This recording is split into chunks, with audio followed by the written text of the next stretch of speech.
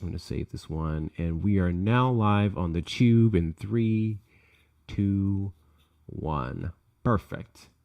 Perfect. We are good. We are good. All right. So, ooh, did I share Chrome? Yes, I did. I just realized I'm screen sharing, so I'm not going to be able to look this up on my phone, on my computer. Give me a second. I'll pull it up on my phone. And then we're going to go over all the propositions and the criticisms. So the good thing, hold on. Okay, I actually will have to, I'll have to post it over here. Let's do this. Also, those of you who are in the Discord, everything that I'm going to be reading from you guys today, I am going to be posting in the live chat of the Discord. So all this information is going to be readily available for you in the live chat. This link, I'm going to post that over there as well. And then, boom. Everything but the screenshot. And that was the recommendations for Mike Doyle. Everything but that we're going to have. I don't know what's going on with my internet. Neither do I, buddy.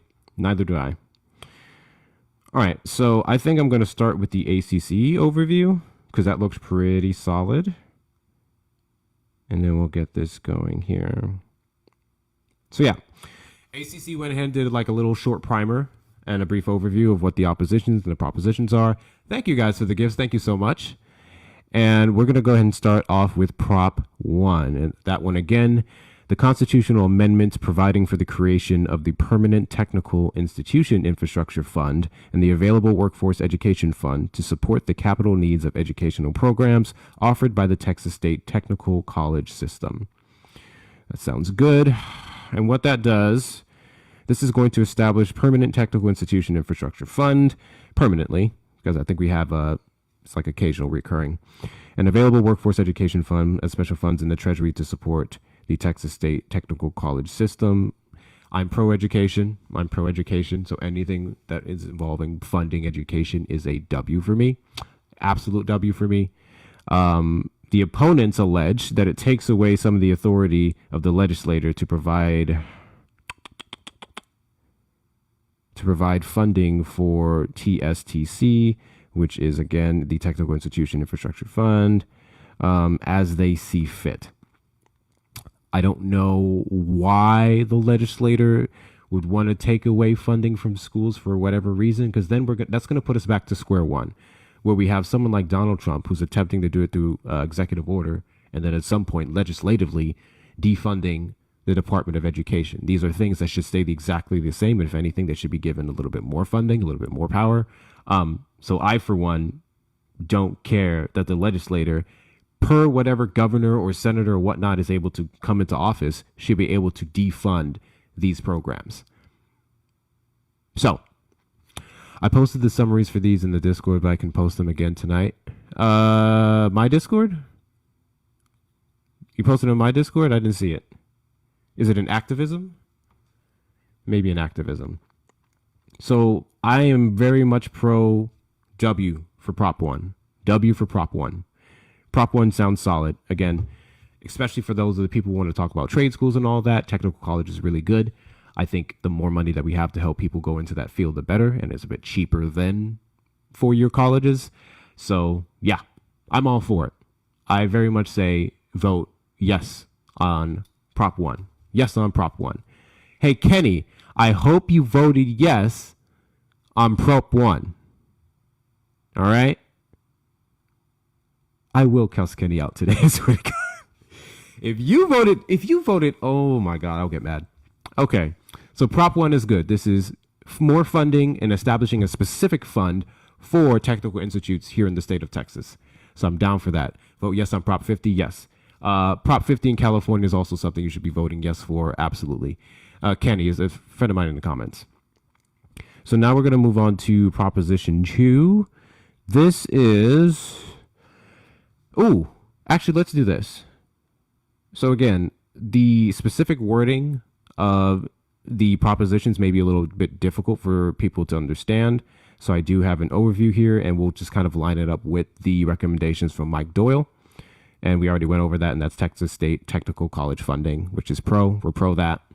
And then if we're going to do Prop 2, That is the constitutional amendment prohibiting the imposition of a tax on the realized or unrealized capital gains of an individual, family, estate, or trust. One of the reasons that I supported Madam Vice President Kamala Harris in her 2024 election is because of her, or her and Joe Biden's, we should more so say, proposition to start taxing unrealized capital gains tax. And it was specifically if you made, what was the threshold? 100 million. 100 million specifically was the threshold. So if you made 100 million or more, at least 25% of your income was from those assets. There's a couple other exemptions, like there's several requirements that you had to hit before it actually affected you. This specifically would have gotten, I believe, roughly 10 to 12,000 families. These are some of the richest people in the United States. I was pro that. We can't talk about tax reform and getting more money for all the things we want unless we start attacking the uber rich who use loophole after loophole after loophole. And that starts here in Texas. It starts in your local districts as well when they're proposing those things. So this here would prohibit that tax. This would put a ban on said tax. And what I have, this would, again, prohibit the taxes on realized or unrealized capital gains of individual, family, estate, or trust. This is an extension of the state's pro-business environment. Sounds about right. Obviously, the opponents of this say hamstrings future legislators in case of economic emergency, which is another reason why some of our tax plans may change. Those of you who don't know, is for specific emergencies. And if we're to talk about things like the weather, thank you guys for knocking out the gifts. I appreciate you. Let me reset that. And if we're to talk about the weather in general, the Cary County flooding, some of the other storms that took place, Hurricane Beryl, having money allocated, more money allocated towards those things, being able to go, hey, this emergency happened. You have a shit ton of money. You're here in the state of Texas running your business successfully because of our policies. Pay your fair share so we can ensure people are taken care of. Many of these people that they're taking advantage of. I'm pro that. So this would say we're not taxing them. In fact, there's more tax exemptions, which I'm anti again. I'm not for that. So we're going to just go ahead and do no. No on Prop 2. No on Prop 2. So we have here the recommendation from Mike Bowles specifically. It's an attempts to further limit future generations from necessary revenue. Yeah. So no. It's going to be a solid no on Prop 2 for me. If there's anyone in the comments who had any opinions or things to share, if you're a bit familiar with these propositions and some of its impact, you're more than welcome to request up. Currently, we're just reading the overviews and the descriptions here from the Secretary of State and recommendations based off of ACC and Mike Doyle. But from what I'm seeing here, yeah, Prop 2 is an absolute no. Prop 2 is an absolute no. And if you are in the state of Texas and you haven't voted yet, tomorrow's your last day to do so. Tomorrow's your last day to do so. So I do hope you have a pen and paper or you're making a note for yourself to ensure that you know how to vote this time around. And I really do not want to hear excuses from Texans on the left, Texas who are Democrats, because this is one of the few ways that we can have some power here until midterms. So, again, I'm going to say yes on Prop 1. This is funding for technical colleges. And then we're going to go no, absolutely not on Prop 2. Absolutely not on Prop 2. Now let's go over to, let's do Prop 3. Prop 3 is going to be the constitutional amendment requiring the denial of bail under certain circumstances to persons accused of certain offenses punishable as a felony. Deny bail to individuals accused of certain violent or sexual felonies. I have no problem with this. We actually just went over this in a live the other day. We were debating a particular clown where I don't think, and to be fair, if we're talking about things like cashless bail, it's already only for certain offenses. If it's a violent offense, you cannot get out on cashless bail. But depending on how the state implements it, there are still loopholes for certain sexual violence crimes, which I have a problem with. I think if you are accused of raping someone, you should not be able to get bailed out. And that can come with substantial evidence or some type of enough information to show that we have a reason to keep you there until that claim is sorted. Somewhat like red flag laws when it comes to firearms, where evidence is presented to you to show that you are a threat to yourself and to someone else, and then we take the firearms and then we figure out the rest. I think something like that obviously would be vastly different because we're talking about items versus people. But I think something like that is perfectly fine when it comes to sexual crimes. I think we need to take sexual crimes very seriously, a lot more seriously in this country. And I'm personally not opposed to stopping people accused of a sexual violence crime from getting bail. I'm not opposed to that. If there's any opponents to that, let me know. But I don't see the issue here. According to the recommendations, so essentially the pros of this would be keeps dangerous offenders off the streets and removes the threat from the community. The opposition comes with possible innocent people will stay in jail longer, could increase racial disparities in the system. Judges already have the right to do this. So I can see that being a problem. I could very much see that being a problem. However, I guess my thought process is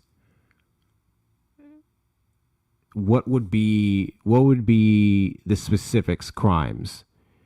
Because if we're going to go off of, let's say, sexual harassment, those of you who don't know, catcalling can be a form of sexual harassment, right? I don't think, actually, I know that Prop 3 isn't saying if you're accused of that, then you just can't get bail. You can't even get arrested for those things. If you get to the point of being arrested for a particular crime, there's most likely substantial enough evidence or really, really aggressive claim being made against you. Granted, we know people lie. We know people lie, especially on black and brown people. So I get that aspect of it. So I'm actually a little bit conflicted on this one. Because the specific circumstances or felonies as read here would be, okay, so it's two. It's violent and sexual felonies. It's violent and sexual felonies. This is Prop 3. Christina. So for violent and sexual felonies, I have no problem with you being denied bail for those. Personally, doesn't that mostly go in line with what we have in many blue states that have implemented cashless bail, right? Where it's, hey, you can't get cashless bail if you're accused of this type of crime. But we're talking about misdemeanors and stupid, silly stuff that are not so violent, that are not so aggressive. You can, because you're not really a threat to anyone. I have no problem with that. So I'm not sure exactly how the language here would be much different from it. Are you concerned about the corruption with midterms? I mean, what corruptions would we be speaking on specifically? Similar, but there's a line there smearing here. Yeah, to be fair, we are in Texas. And if there's one state that I would not trust to do this properly, it would be Texas. And I'm actually curious, what are the laws currently right now? Are the laws we can bail anyone out regardless of their crime? Is that what's currently sitting on? Actually, let's see. I want to see. We're going to find that out. Because before I give an opinion on this, I just want to be thorough. So we're going to find out the Texas laws for bail and see what we can pull up. Okay. In Texas, the right to bail is guaranteed by the state constitution for most non-capital crimes, though it can be denied if a defendant is a flight risk or a danger to the community. So this is what I was thinking. If you're a literal danger, if the crime that you were accused of is threatening and you run the risk of it happening again or you fleeing the country, they don't let you out for the most part. Does that fairly apply to many people, especially when you have capital? No, but that's the law that's on the books. Trump's interference with the voters. I mean, we have the HB4, the gerrymandering bill that just passed, which Texas Democrats are suing. So that's an issue. I'm unaware of anything else specifically that he's doing in regards to voting that we would consider as a threat. A judge sets the bail amount after considering factors like the nature of the offense, its circumstances, the defendant's criminal history, and their ability to pay. Recent legislation has made some stricter bail requirements, including provisions that make it easier to deny bail for certain violent felonies and restrict the use of cashless bonds. though some changes are subject to voter approval, which is exactly what we're reading over right now. That's Prop 3. Let's see. But yeah, I want to see conditions for denial. Bail may be denied if the defendant is considered a flight risk or a danger to the public. Recent legislation also allows restricted rules, blah, blah, blah. We read that. Most common types are cash bonds where the full amount is paid to the court, though others may be used depending on the case. Factors for setting a bail. Oh, I didn't know your citizenship played a role in that. Recent legal changes. So we already had something pass, and that was Senate Bills 6 and 9. These laws made it harder for some to be released on their own recognizance without paying a money bond, and gave prosecutors more power to object to a bond amount. And then we're going over Proposition 3 now. I don't know, yo. I don't know about this one. I'm trying to see. Recognizance. Thank you. That was You're welcome. rough. Can't let that go. Recognizance. Yes, and the chat is just gonna let you. If I weren't here, you'd be walking around saying what? This is why I don't have a lot of friends, because I don't trust most people. If you don't correct your friends when they mispronounce words, especially if they're a creator who is seen by hundreds, if not thousands of people, you ain't shit. Can't let you go around saying whatever that was you was trying to say. Gucci said I was trying to type it out. Gucci said I was trying to do it phonetically. Not the cleanup now. Not the cleanup You're a real now. one, Gucci. Hard to correct correctly in text. Gucci a real one, because she would have did it phonetically for you. I respect that. W's to you, Gucci. W's to you. Wait, how did the lighting change in the video like that? Like, this is why I hate filming content, bro. I swear. Will it just like get bright or get darker? Yeah. Yeah, it's a camera thing. It's solely a camera thing. Sometimes I have to flick it, like move it to some light and turn it back, and then it'll fix it. I don't know. I don't know either. All right. Well, that's all I wanted. Recognizance. All right, recognizance. Appreciate you. All right. I'll be listening. All right, I'll see you in a bit. Oh, you going live tonight? Yeah. Okay, bet. Yeah, I'll see you in a bit. See you. All right, later. Hold on. Let me make sure we're good on the Tube side. Those of you who don't know, we are also live on Tube, and the application did go through. So today's live is very much monetized, which means you can do the supers, you can do the memberships. All of that good stuff is now set finally. So big W's to everyone who helped me knock that out, because we are finally there. Let me open up the chat and go say hi to everyone on the Tube side. Welcome everyone on the Tube side. Make sure you're liking the stream, do all the good things, and we will keep these convos going.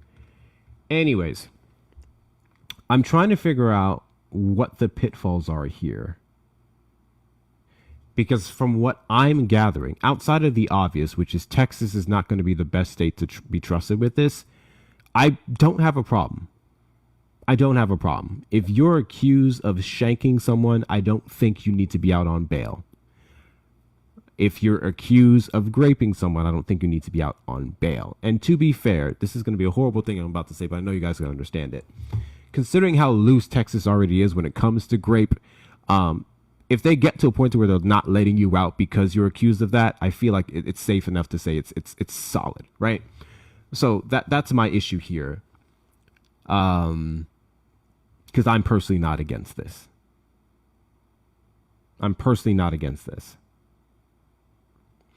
Violent criminals don't need bail. Yeah, I agree. But according to this, Texas does not have the strictest legislation for it. So basically how it works right now is if you were to be denied bail, that means your attorney or the opposing side would have to present enough information to say you're a flight risk or to say you're a threat if you're denied that bail. That's what they would have to do. The judge isn't automatically doing that, which I think is a problem, that's why I think this amendment is a good thing. I just don't trust their definitions. So the recommendation by Mike Dale was to vote no against it because he says it's unconstitutional and it's punishment before conviction.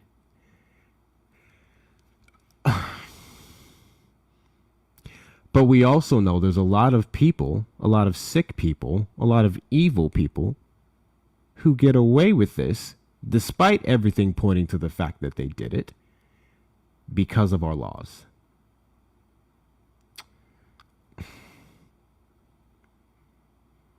I don't know, y'all. I'm kind of pro Prop 2 at this point. Prop 3, sorry, I'm getting my words mixed up. I'm pro Prop 3 here. It's violent offenses and it's sexual crimes. And it's saying you will be banned. It's banning bail for those people. You couldn't do it if you tried. I don't have a problem with this. If you have a video of them hurting someone, who cares?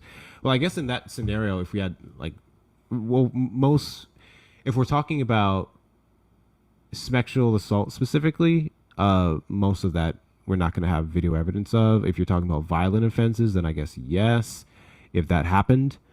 Yeah. I don't know. You guys do what you want with it. I personally am going to vote yes on Prop 3. Because based off of everything I'm seeing, in fact, let's do this. I'm gonna read a bit more up on it before I make my decision.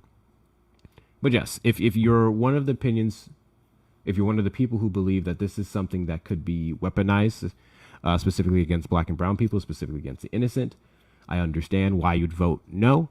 I think that's kind of a risk with everything in general, especially like if we live in a systemically racist country, in a systemically racist Texas of all places, that's kind of going to happen anyway. I don't want that to be a scapegoat for criminals to be free. But yeah, accused of certain offenses punishable as a felony. Yeah, and if it's punishable as a felony, yeah, I'm gonna go yes on Prop 3 personally. Racist guys innocent until proven guilty will be used unequally against POC and will cost taxpaying dollars.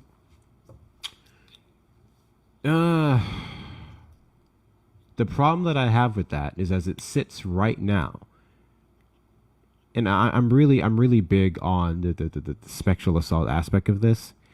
If you're accused of that and that investigation is ongoing, someone who has money and power, let's look at Trump and E. Jean Carroll, for example, and the power playing the dynamic there. Someone can just pay that money by saying, oh, you don't have substantial enough evidence, which is typically hard for women victims to have. They can just pay the money and get out, walk free until that case turns out to be nothing. I don't like that. Or if you're accused of a violent crime, which it actually is, I would say that's the biggest concern for me on how they determine those crimes and their violence, because then we can look at the instance that we had the other day on live with fucking Bretta. There was the kids who were accused of assaulting a police officer. One of them were held until inevitably they found out that he wasn't involved. And then when he got out, he flipped off the news camera. He flipped off the police department because they didn't get him. And then that was boasting around everywhere. A kid who assaulted a police officer got out because of Cash's bail, and he's bragging on camera. When the kid, the attorney general, I just want to let you know, the attorney general himself was like, we had no evidence whatsoever that this person committed a crime. In fact, we were actually wrong in our estimation, and that's the reason why he was let out. That is a problem. That is a problem, because accusing a police officer is a violent offense. Assaulting a police officer is a violent offense. That is something that can get you unalived and justified due to things like qualified immunity, but the kid didn't do it. So,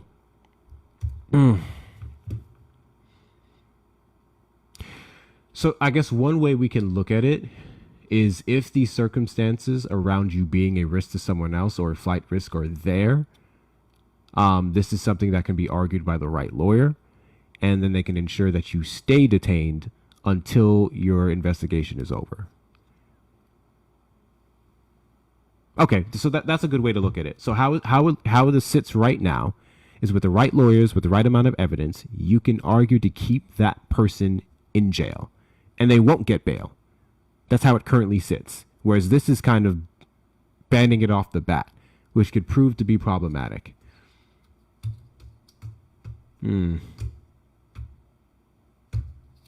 What are we thinking, guys? What are we thinking? What are we thinking? Because I may have to go no after all. I may do no after all.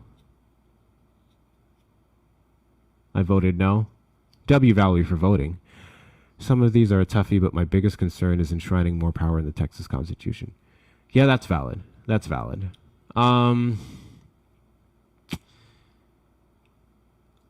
I think I'm going to go no. I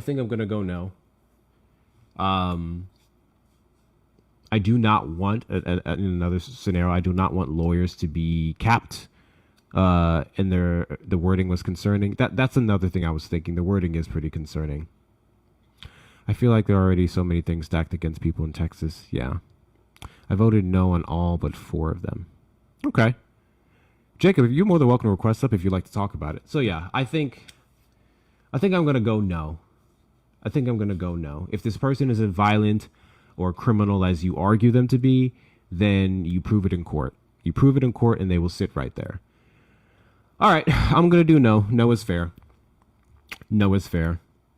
And that was for Prop 3, which again denies bail for violent sexual or just violent crimes in general, or that would be considered felony. So I'm going to go ahead and do no on that.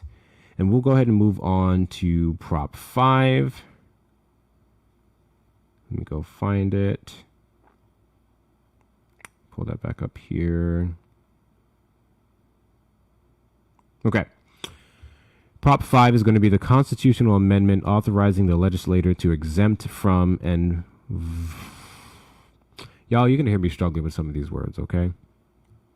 Hell no, I'm supposed to be working right now? I got you, buddy. The constitutional amendment authorizing the legislator to exempt from ad valorem taxation tangible personal property consisting of animal feed held by the owner of the property for sale at retail. That's a lot. That's a mouthful. So we're going to see. Let's break this down. So what that would do is prohibit property taxes on animal feed for retail sale. Why are we prohibiting animal taxes on feed? Why are we doing this? Is the argument that it would help the farmers? Otherwise, I don't see why we'd be doing this. What about 4? 4 we just went over. Or did I skip it? I jumped it. My fault. Let's go back to 4. I skipped it. Accidentally, I skipped it. Let's go back to 4. We'll get back to the animal fee one in a second. So 4 is the constitutional amendment to dedicate a portion of the revenue derived from state sales and use taxes to the Texas Water Fund and provide for the allocation and use of that revenue. Yeah, that sounds like a good thing. Allocate $1 billion of sales tax revenue to the state water fund each fiscal year if we reach a certain revenue amount, and authorize the legislator to adjust the amount allocated with a 2-3 vote. Yeah, that sounds good. Water's a serious problem here.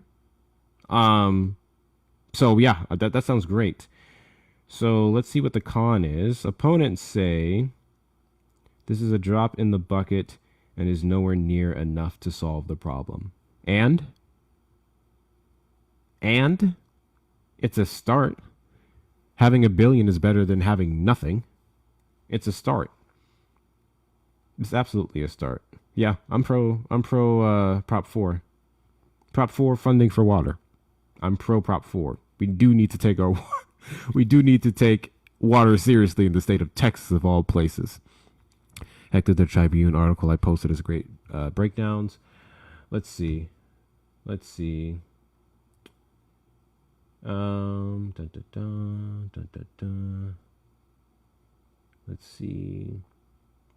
see the Burger posted their recommendation. You are more than welcome to request up. I really want to hear from that. I'm on the wrong tab. Hold on. I don't think I'm using the correct browser. Yeah, I don't think I'm using. There we go. So this one, let's do Safari. It's on the tube. And I'm going to have this opened up in Safari, actually. It's not doing it in Safari. Why is it not doing it in Safari? You said no on Prop 4? Why'd you say no on Prop 4? Let me see. This is just because I'm afraid of anything TWDB related because my area is still under the threat of the Marvin Nichols Reservoir. I don't get that one. I don't get that one. Kind of lost me on that one. Sounds like a good thing to me. Thank you guys for giving me the gifts. I know I'm doing a terrible job of reading them out. Kel, Mashi, Erica, Gucci, and Jeanette. Let's knock out that gift goal. Continue to tap the screen. I want to get us up to 50K likes. 50K likes. Let's do that within the next 20 to 25 minutes. That would be ideal. And I'm just going to copy this link because I don't know why it's not working here. Copy text. And then we're going to read some of these from the Texas Tribune. 17. Dun, dun, dun, dun, dun, dun, dun, dun, dun. The proposed. It's on the ballot. So we're currently on 4. Which again, we'll read that over. The constitutional amendment to dedicate a portion of the revenue derived from state sales and use taxes to the Texas Water Fund and to provide for the allocation and use of that revenue. And thank you again for the overview, Ice Cream Socialist. Texas water supply is facing numerous threats, including an increasing demand for water due to rapid population growth, millions of gallons of water is leaking out of old infrastructure, and climate change contributing to more droughts and altering precipitation patterns. By one estimate, the state's municipal supply will not meet demand by 2030 if a major drought were to hit the state and no water solutions are implemented. Texas 2036 report estimated that the state needs nearly $154 billion by 2050 for water infrastructure, including $59 billion for water supply projects, $74 billion for leaky pipes and infrastructure maintenance. Damn, Texas is down bad. And $21 billion to fix broken wastewater systems. To help the state boost and protect its water supply, state lawmakers are asking voters to approve $20 billion for water projects over the next 2 decades. If approved, up to $1 billion of sales tax revenue would be deposited into the Texas Water Fund each year starting in 2027. The money would go to fixing aging pipes and other infrastructure, blah, blah, blah, blah, blah. Okay, so the criticism is we need $154 billion by 2050. And this starting 2027, so we'd still have a year, a little over a year. This by 2027 would just give $20 billion over the next 2 decades. So by 2047, we would have 20 billion, which would only be a drop in the 154 billion bucket. I mean, it's a start, though. It's a start. My problem with this is even if we don't get it statewide, we can still get some areas worked on. Unfortunately, I can see a lot of this prioritized in the cities. Rural states will suffer. But then again, rural counties will suffer. The rural counties can... I'm just saying, the rural counties can also vote on stuff like this to help your counties. So, yeah, I think this is fine. I think this is fine. I'm going to say yes. I'm going to say yes on Prop 4. Again, Prop 4 is water allocation for more funding towards our water and the drought issues that we're having here. I think that's a good thing. It's small, but it's a start. I say yes. Vote yes on Prop 4. Yes on Prop 4. And now we can get back to Prop 5. And this one, again, was exempts animal feed from local business personal property taxes. I don't know why we're doing that. According to the recommendation from Mike Boyle, animal feed is already exempt from state sales tax, shifts tax burdens to residents. If it's already exempt, why the fuck are we doing this? If it's already exempt, why the fuck are we doing this? The constitutional amendment would allow state lawmakers to extend tax exemptions on animal feed to include when animal feed is held as inventory to be sold. State Representative Cody Harris, a Republican, noted animal feed is already typically tax exempt when it is harvested or purchased by a farmer or rancher. If the constitutional amendment is approved, accompanying legislation from Harris would exempt animal feed inventory from property taxes. That would lower local property tax revenue and require the state to help school districts make up for that loss. That's an automatic no for me. That's an automatic no for me. But those costs are not expected to be significant, according to a fiscal note from the state's legislative budget board. Only a few individuals registered against the proposed constitutional amendment during legislative committee hearings. Critics have said this gives animal feed sellers an unfair advantage, according to the House Research Organization. Yeah, I don't see the point of this. I don't see the point of this. Especially if they're already exempt. Especially if they're already exempt. So, yeah. My one caveat, are the lights bugged? No, they're not bugged. Just a slower live. Is that I'm typically pro things that would help farmers. And people who do our meat and produce. So that's kind of my hesitation here. Because if we're exempting them from this and we're giving them a bit more revenue in their pocket, that could later on down the road, to some degree, lead to lower pricings of our meat and dairy. That's my thing. That's my thing. Does that make sense? Like, if we're giving them exemptions for their feed, the things that they use for animals from the meat that we buy, then that can kind of overall benefit us. I see the issue with, I guess, less revenue for schools and whatnot, because apparently some of their revenue goes into that. But then that would also help kind of offset some of our food cost. That's my thought process around this one.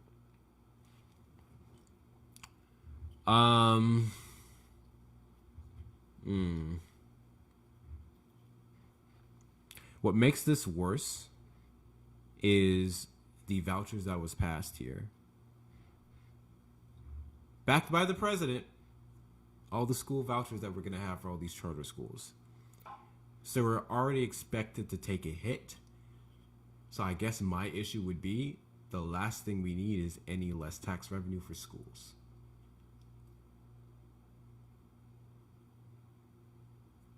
I think I would say I think I'm going to go no to this because of the charter school packages. I think I'm going to go no to this for that. Because they're already expected to take a hit. If you've been driving around Texas recently, which I have, there's been a bunch of charter schools up. Tax exempt with their vouchers. A lot of money is going to be reallocated to them over public schooling. So that situation is only going to get worse. I don't like the idea of reducing it in any other way. But I can see the logic behind the exemption. I can absolutely see the logic behind the exemption. I can see it being, this could help us in the long run with our food costs. So I get that point too. But, yeah. I did vote no on that one. Okay, good. Good. Good. Oh, is that Grains? Hey, Grains, do you have a minute? I know you're a bit more familiar with this. If you have a minute to come up, I would actually love to pick your brain about this. As someone in the farming industry, would you support the exemption on animal feed? Particularly when that revenue is going towards school.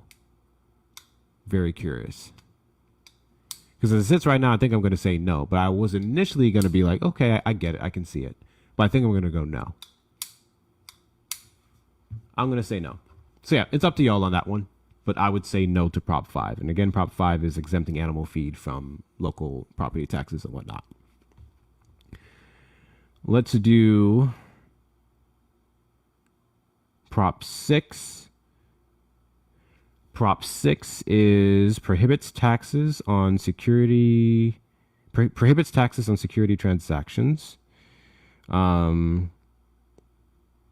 According to this, these taxes don't even exist in the state of Texas. I also voted no, and I'm tax exempt on feed. Huh, okay. Okay. Why the fuck are we prohibiting taxes that don't exist? Fuck, Texas is so stupid. So stupid. Okay. So this would prohibit tax on entities conveying securities or on certain security transactions. The pros of this would be financial transactions taxes would deter investment and are a detriment to the state's pro-business environment. They say everything is a fucking threat to our pro-business environment. The opponents say hamstrings future legislators in case of economic emergency, also benefits the wealthy, and adds to the regressiveness of the state's taxing system. Yeah. This seems like a no. Let's read what it says here.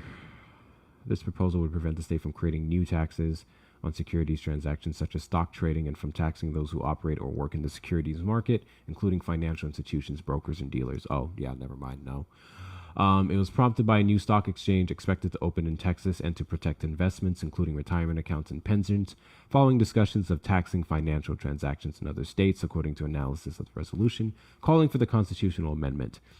A few individuals registered against the proposal during legislative committee hearings, and critics have said the state could benefit from these taxes should it need to raise more revenue in the future, according to the House Research Organization. Yeah, I'm going to go no. Gonna go no. I do not know why we are trying to do so much to protect fucking banks and stockbrokers and traders. I don't know why we're doing that at all. So we're gonna go no on that. Prop 6. Prop 6 is a no. Prop 6 is an absolute no. And now let's do Prop 7. And this one's going to be a mouthful. So I'm honestly I'm not even going to read all that. Let's do this one. So, Prop 7 is tax exemption for veteran spouses. I think I've already said earlier, I think this is going to be a big yes for me. So the constitutional amendment authorizing the legislator to provide for an exemption for ad valorem taxation of all or part of the market value of the residence homestead of the surviving spouse of a veteran who died as a result of a condition or disease that is presumed under federal law to have been service-connected. There's a lot. Let's do this. This change would allow state lawmakers to give property tax breaks on homes to the unremarried spouses of U.S. veterans who the federal government determined unalived in connection to their service. State Rep. Chris Turner said during legislative discussions that the change is meant to align Texas with a more recent federal law that expanded benefits for veterans exposed to toxic substances during their service. Sounds good to me. It sounds good to me. Accompanying legislation by Turner would exempt qualifying spouses of veterans from paying any property taxes on their home if they have not remarried. Ooh, excuse me. The state would have to make up the reduced property tax revenue for local school districts, but it is not expected to be a significant cost, according to a fiscal note from the state's legislative budget board. An estimated 3,000 spouses could potentially benefit from the exemption, according to the fiscal note. So, I mean, got to take care of the veterans. I'm not going to say no to this at all. This sounds like a good thing. I would say. I want to see what the opponents say. Could increase tax burden on other taxpayers near military bases where there are larger proportions of military families. I can see that. But I don't think anyone ever wins by doing anything to harm veterans. I think that's one of the strong suits in this country with both parties. They typically try to do their best not to screw over veterans. Republicans have been testing it lately. So, yeah, I think this is fine. I'm going to say yes to Prop 7. We have to give some tax breaks. And if it's going to go to anyone, why not the veterans? I'll do yes to Prop 7. All right. Let's do Prop 8. Continue to tap the screen, guys. Do all the good things. What's going on, Sissy? Share the live. Do all of the good stuff. Let's get the likes up to 50K. What are y'all doing? Y'all are behind today. And I don't want to do a restart. Y'all are behind today. Do all the good things. So, let's do 8. The constitutional amendment to prohibit the legislator. So we're about halfway through, by the way, guys. There's 17 props. The constitutional amendment to prohibit the legislator from imposing unaliving taxes applicable to a decedent's property or the transfer of an estate, inheritance, legacy, succession, or gift. Inheritance tax ban. No. Automatic no. I'm only reading this to be fair, but this is an automatic no. What's going on, Rufy? The constitutional amendment, yeah, we just read that. Imposing on the life taxes, yeah. Though Texas does not currently have an inheritance tax, this measure aims to prevent lawmakers from trying to impose a tax on an estate or when an estate or inheritance is transferred. It would not eliminate other existing taxes that can be associated with an inheritance, such as unpaid property taxes, according to committee discussions on the proposal. Let's see, would not eliminate other existing taxes that can be associated with an inheritance, such as unpaid property taxes. So they're trying to ban the inheritance tax, but as it currently sits right now, you'd still have to say, pay someone's unpaid property taxes if you get it. I feel like that should have been involved in it, but okay. Of course, the fatherless black guy wants inheritance tax. You know what's funny, Kamal Ajit? Not only do I have two fathers that I can call at any given point in time if I chose, and they were both involved in my life, but it's funny for you to assume that because I'm black. So, yeah. And by two fathers, no, I don't mean that they were gay. Stupid. So let's do this. You can shut the fuck up. You can shut the fuck up. Tell me where your daddy is. You can get up in the request and tell me where your daddy is.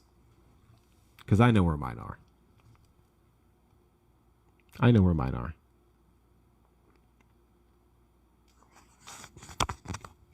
Hey, Camille, I actually didn't give a fuck what you had to say. I just wanted to drop you. All right.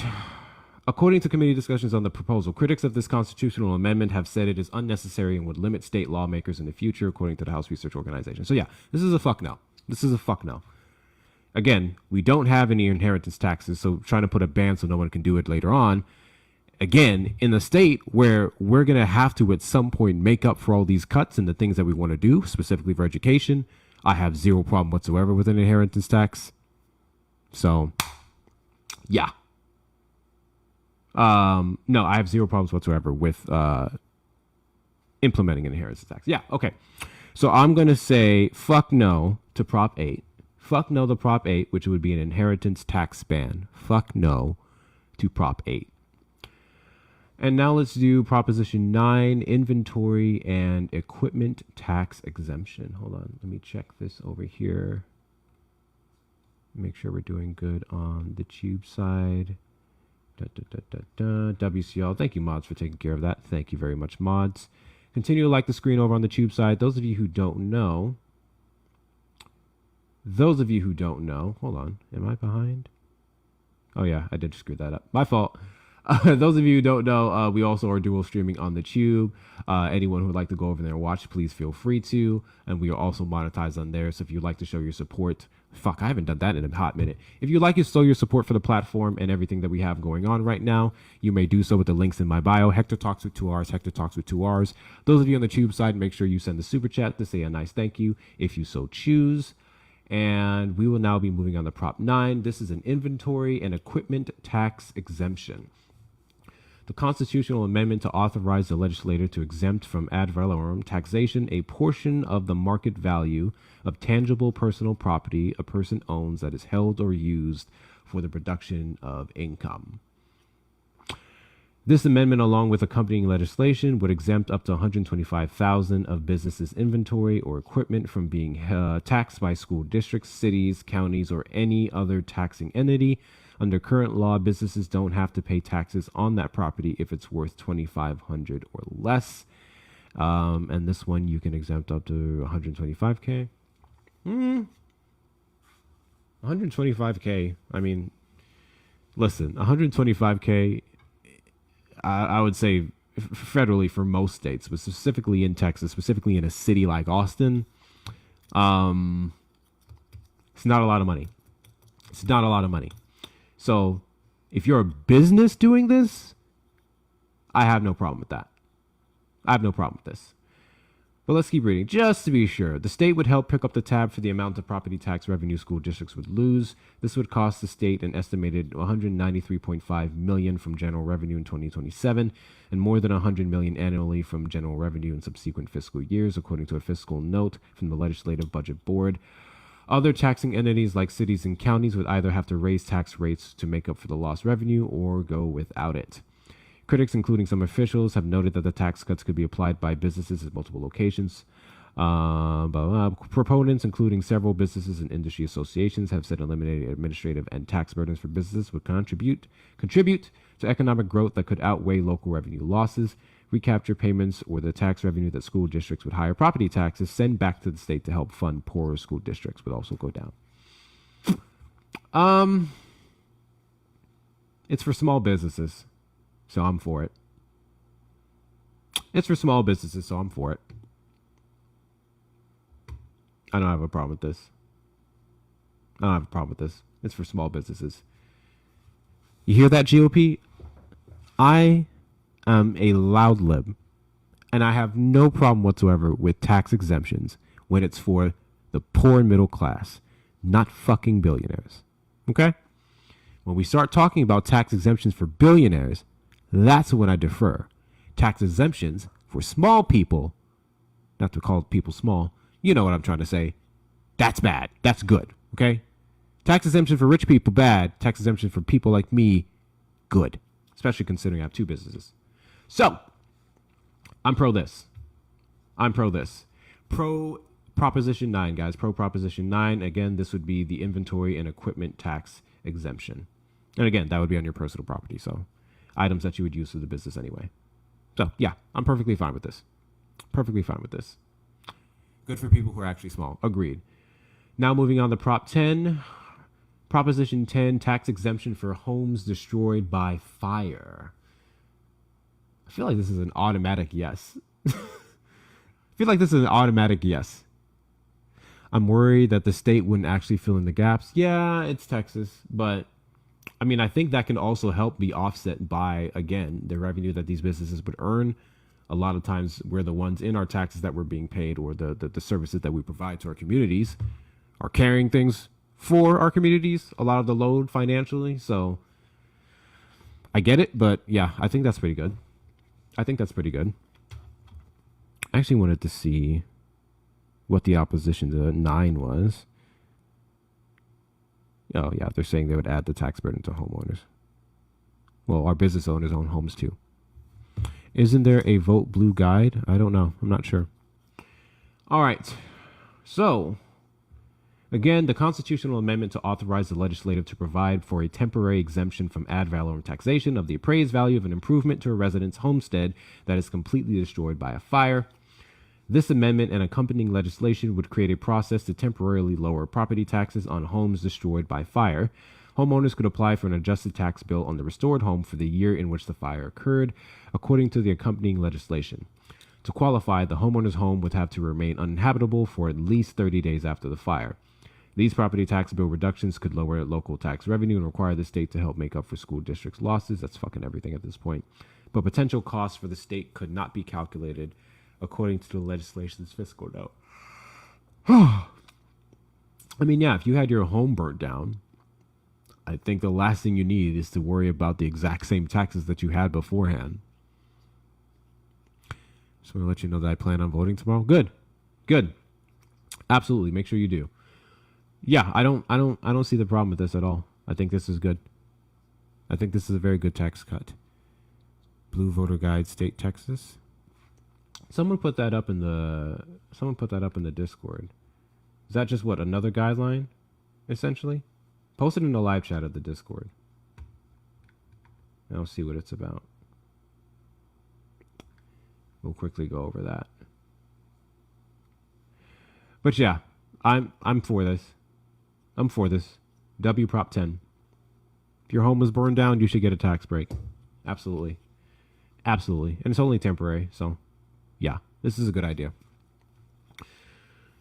Let's see. It looks like the opposers are... Yeah, no opposition position identified. Sounds like most people are for this. Okay, W. Yes, Prop 10. Yes, Prop 10. Let's move on to Prop 11. School tax exemption for the elderly or disabled homeowners. The constitutional amendment authorizing the legislature to increase the amount of the exemption from ad valorem taxation by a school district of the market value of the residence or homestead of a person who is elderly or disabled. Blah. This constitutional amendment would allow the state to raise a homestead exemption, a discount on school property taxes that lowers how much of a home's value can be taxed to pay for public schools.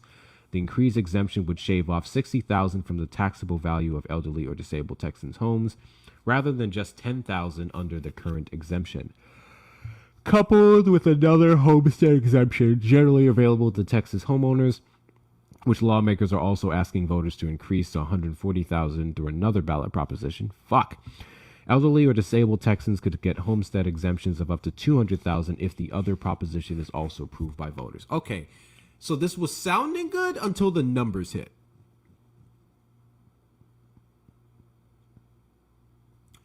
This was sounding good until the numbers hit. Because, like, okay, cool, I don't mind you increasing it from 10K, which is where it currently sits, but jumping up to 60K is a lot. It's 5-6 times more. With the other legislation that we'll have to vote up on at some point, I don't know. That seems kind of excessive. That one seems kind of excessive. I'm not gonna lie. What's happening in the comments? Needing a guide on who to vote for is crazy. So first and foremost, Matthew, we're not voting on people tomorrow. I don't know. Okay, cool. Okay. So up here, guys, these are Prop 1 through 17. I don't remember props being people. These affect people, but they're not people. So no, there isn't a voting guide on people. There's a voting guide on legislation that the average person refuses to fucking read and what best suits them in Texas. Cool? Great. Yeah. So let's see. If the increased exemption for elderly or disabled homeowners is approved by voters, the state would have to help pay for revenue school districts lose. That could cost the state more than $1.2 billion in general revenue for the next 2 fiscal years and upwards of $477 million annually after that, according to a fiscal note from the state's legislative budget board. Recapture payments or the tax revenue that local school districts with higher property values send back to the state to help fund poorer school districts would also go down. Though these tax cuts for elderly and disabled Texans haven't faced much public pushback, some have raised concerns that such broad exemptions could be unsustainable for the state to pay for in the future. They had me until I read the amount. They had me until I read the amount. I would have no problem with this being increased to 20,000, 30,000, maybe even the 60,000. But now we're trying to do an additional 140,000 in a separate bill. If that passes, it's already going to bypass this by so many means. I think I'm going to have to go no on this one. What are we thinking, guys? What are y'all thinking on Proposition 11? Reminder, this would exempt some school taxes for the elderly or disabled homeowners, which starts off good. The amount currently sits at $10,000. This would increase it up to $60,000. And then we have another proposition, or bill, I should more so say, in Congress, that is trying to go up to $140,000 on top of this $60,000 increase. So as it sits right now, let's say both of these pass, we're going from $10,000, which I do agree could be more, to $200,000 exemptions, which I think is a fuck ton of money. I think that's a little bit too much. So I'm going to say no to this. I'm going to say no to this, personally, because I think the amount is too large. Like, I want to say yes, but I'm going to say no, because I think the amount is too large. We are timing it by 6. Yeah, I don't know. I'm yes on 11.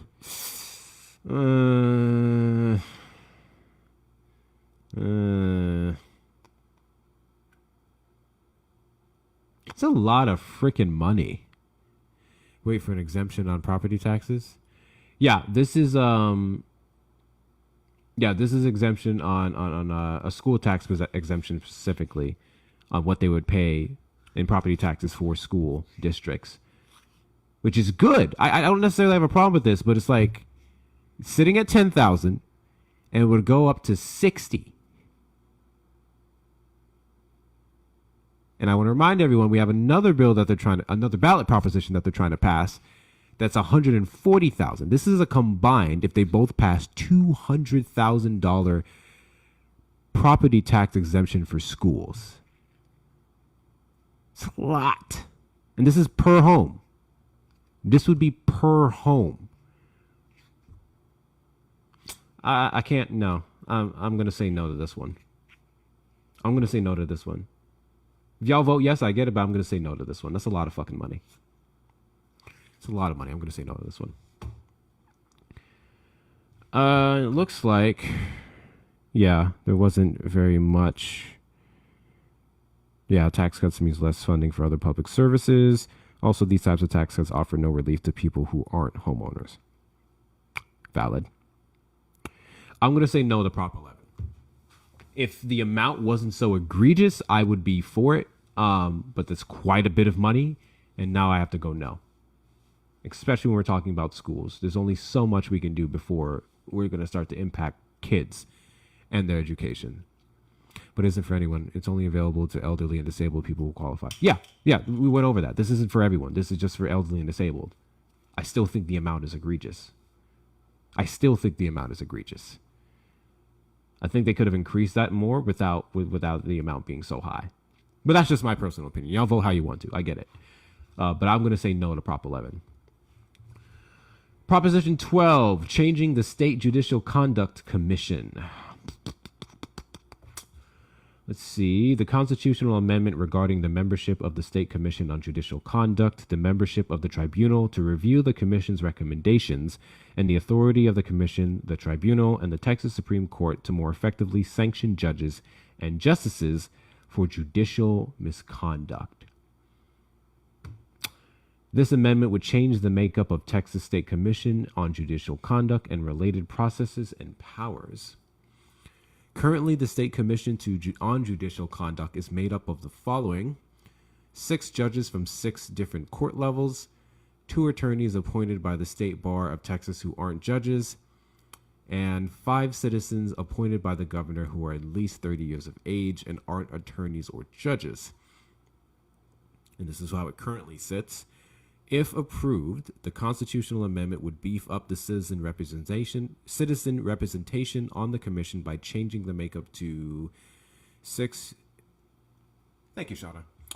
6 judges or justices of courts appointed by the Texas Supreme Court of 2 of whom would have to be trial court judges.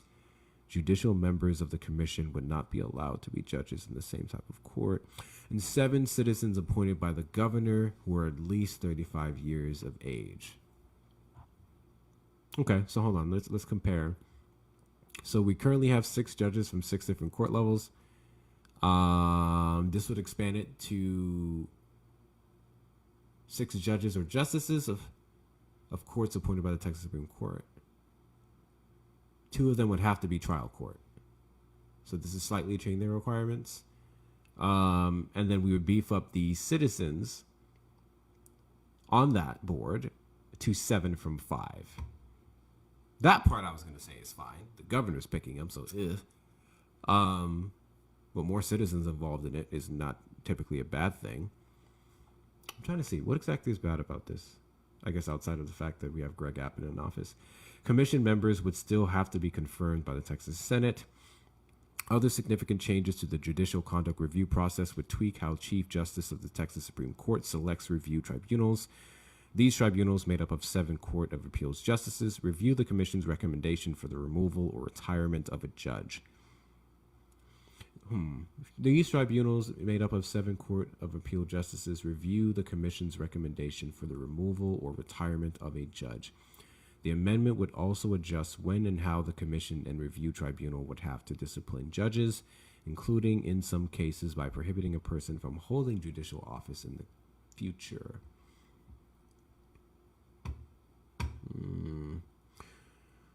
Let's see. Thank you guys for the gifts. I appreciate you. We just need, what, 16 more of the finger hearts? 16 more of the finger hearts, guys. Make sure you're continuing to tap the screen. Shit. Share out the live, do all of the good things. Real quick PSA, those of you who haven't seen it. We did get a new sample. I have a couple of cool things, actually, I want to show you. We did get some new samples in. Currently, the mannequin is wearing one of them. We have the Make 2 + 2 = 4 again crop top. Make 2 + 2 = 4 again crop top. Pretty happy with the quality there. I myself got a hoodie that I actually meant to put on. So this is the premium vegan, whatever the fuck that means. I have a navy blue Kamala Would Never hoodie. You guys are already familiar with the makeup. You have Kamala Would Never on the front and the corner. We have, hold up.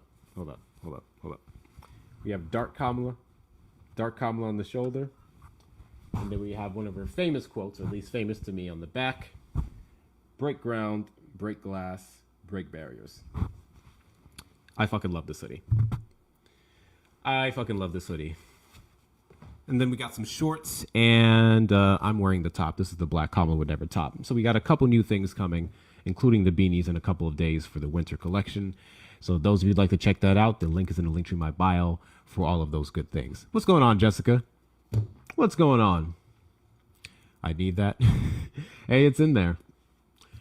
Alrighty, let's keep going with this because I'm a little confused into the big changes and what this would all mean. The terms of the current commissioners would expire by July 2026. A temporary provision in the constitutional amendment would authorize the Texas Supreme Court and the governor to begin appointing additional commissioners with staggered terms of either 6, 4, or 2 years, beginning in 2026. Proponents of the proposed changes said they would promote transparency and accountability in the judicial system and allow judicial misconduct to be addressed fairly and swiftly. Some critics said that increasing the number of members of the public on the commission could politicize the judicial discipline process, according to House Research Organization. I don't know how I feel about this one.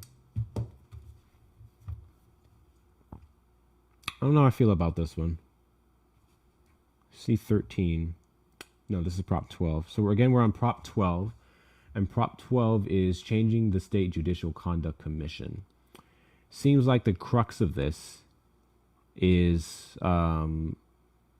judicial conduct, judicial misconduct. This would somewhat police that. It would get more citizens on the board. It would put in stricter requirements for the judicial judges. Let's see. Let's read this overview. Change the composition of the Commission on Judicial Conduct. Provide a temporary tribunal to review the recommendations. Change the authority. Government judicial misconduct. Promote transparency and accountability for the judges and the judicial system in the state. Negative, turns over too much power of the judiciary to the governor.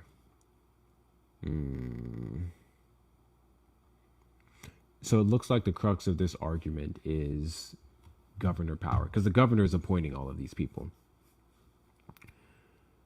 The governor is appointing all the people, which is how it was before. So the 5 citizens beforehand was already appointed by the governor. And you couldn't be an attorney and you couldn't be a judge. So you had to be a citizen, which I like the sound of that. This would be 7 citizens appointed by the governor. So that part is good. In my opinion, that part is fine. But if they're appointed by the governor, then they're going to be biased anyway. They still have to be confirmed, don't get me wrong, by the Senate, but our Senate is not looking so hot right now. So I guess my thing is this feels unnecessary? Maybe? We're just increasing the amount of citizens. And then we're just changing up the judge and justice makeup. All of this is going through the governor. And he would just be a little bit more involved in these sanctions, which could be problematic if we look at, say, judges who are blocking certain executive orders and things in blue cities here in Texas, Austin, Dallas, and San Antonio, Houston. if he can then say that they're doing judicial misconduct, better yet, I just remembered something. The bullshit that they pulled with our congressmen and women, just with DPS alone, when it came to voting on HB4, which was the racist ass gerrymandering bill here, I guess it's giving those vibes of like giving us more abilities to look at people who are not voting for the things we want to push forward, and trying to go after them. I don't like that, actually. And it's under the guise of accountability, but then we would already have a process for that currently. Review tribunal will have to discipline judges, including in some cases. Let's see. Availability standards. Oh, this is a new fucking flag. Redirects users to purchase products outside of TikTok. God damn it. Now I can't even push my merch, bro. That's a whole new flag. We may do a restart in a second. So this one is, including in some cases by prohibiting a person from holding judicial office in the future. That part is good. That part is fine in theory.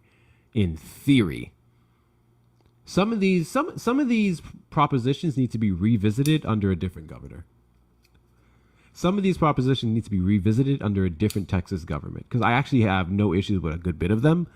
The problem is this one, and many of this starts in 2026. So I'm going to say no. I'm going to say no on Prop 12. We're on Prop 12. I'm going to say no on Prop 12. Absolute no on Prop 12. All right. Let's move on to Prop 13. Prop 13. And this one is going to be increased school tax exemption for homeowners. My God. The constitutional amendment to increase the amount of the exemption of residents' homesteads from ad valorem taxation by a school district from $100,000 to $140,000. This constitutional amendment would allow Texans who own their home to see a boost in the state's homestead exemption, or the slice of a home's value that can't be taxed to pay for public schools. The proposal would shave off $140,000 of the taxable value of the home instead of the current $100,000. So it'd only go up by $40,000. You'd be able to exempt $40,000 more. No.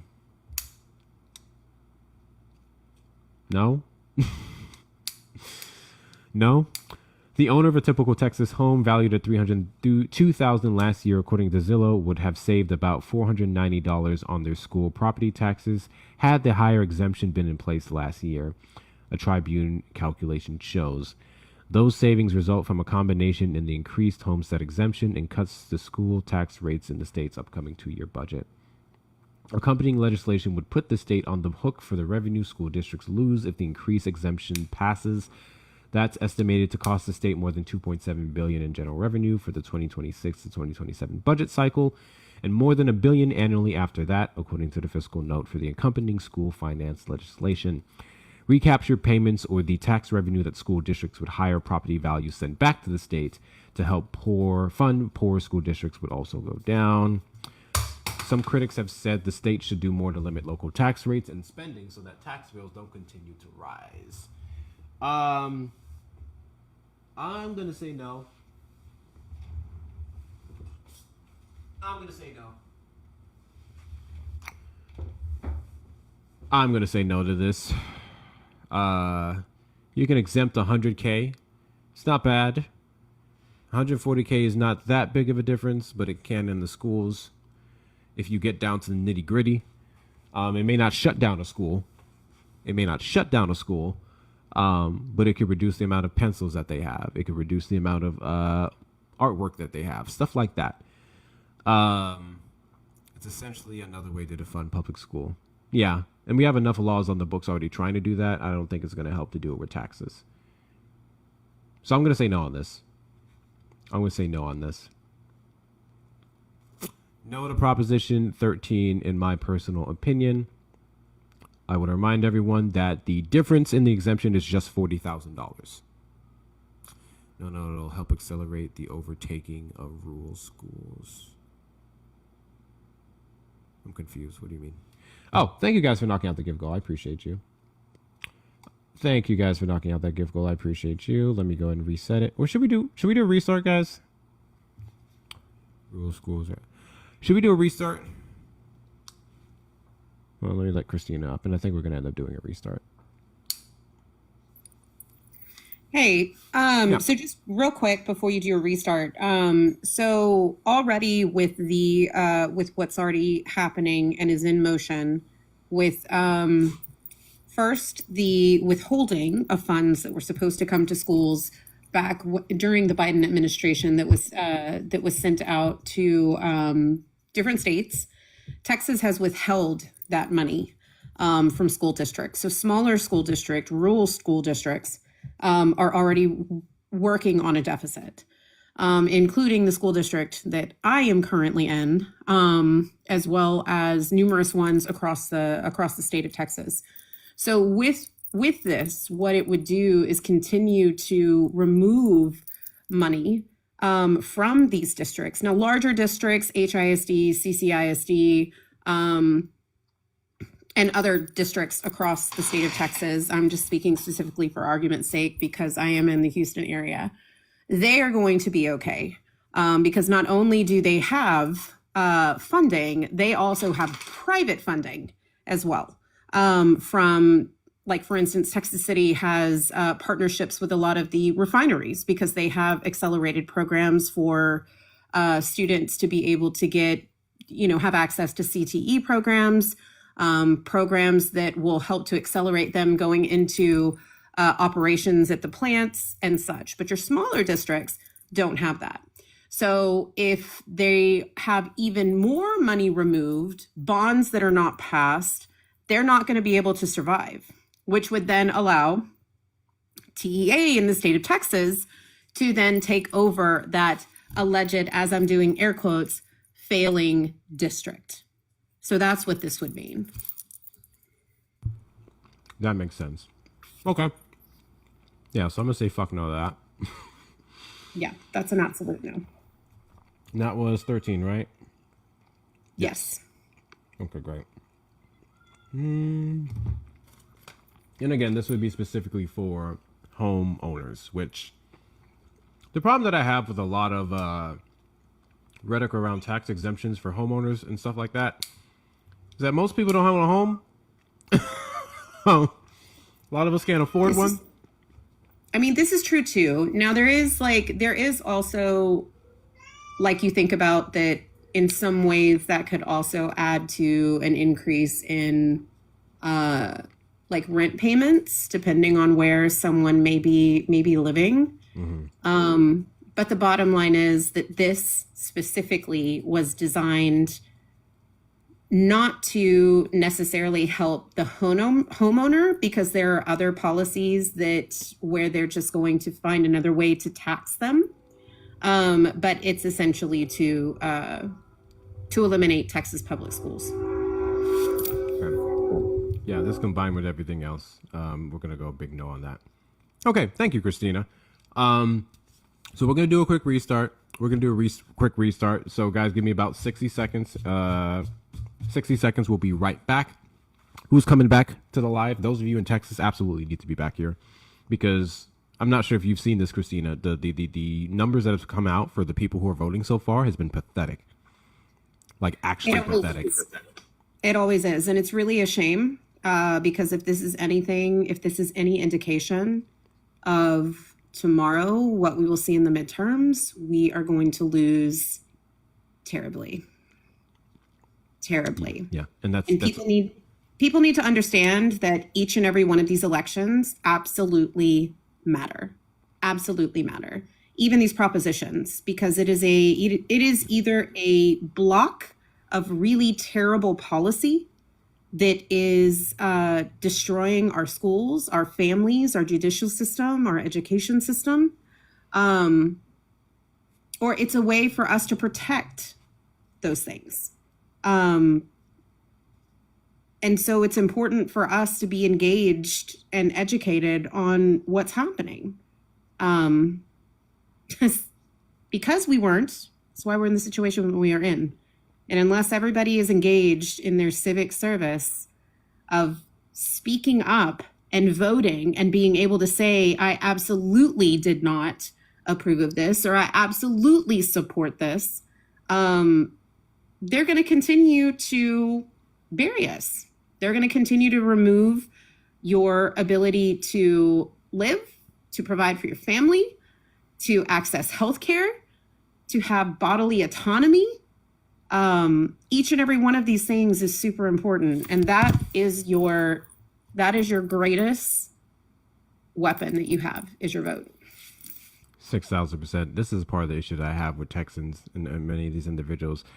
Some of the same people that I'll see show up to all these big No Kings protests will not be in the lines to vote.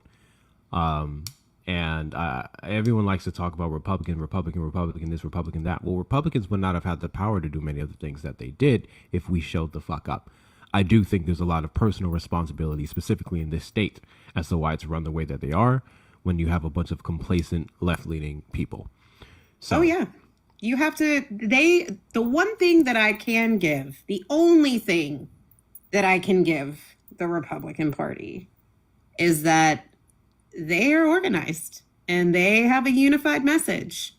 And those of us on the left side, on the right side of history need to get our shit together, for lack of a better phrase. And we need to show the fuck up. We need to man up, woman up, and be at every single one of these voting locations that is near you. And you need to bring everybody you freaking know. 6,000%. And when we do come back, at some point, we'll take a moment to also talk about the boycotting of certain businesses that starts, I believe, the day after Thanksgiving and into December, because that's a huge thing we need to be talking about more as well, because they don't care about our words. They do care about their wallets. But all right, we're going to do a quick restart, guys. All of you, specifically, you're in Texas, make sure that you come back. We're going to finish up the last 4 or 5 propositions that we have. Those of you on the Tube side, it's going to end this and then like switch over to someone else's live. I have no idea who they are. Just give me about a minute again. I'm going to put it back to this.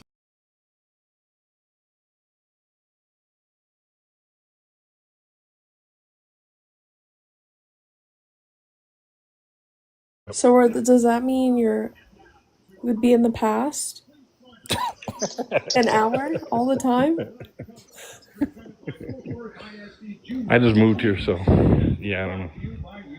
That would fuck me up. Fucking X-Men Days of Future Past shit. Yeah, it's like Galara said, it was created for like farming and shit, so certain time frames.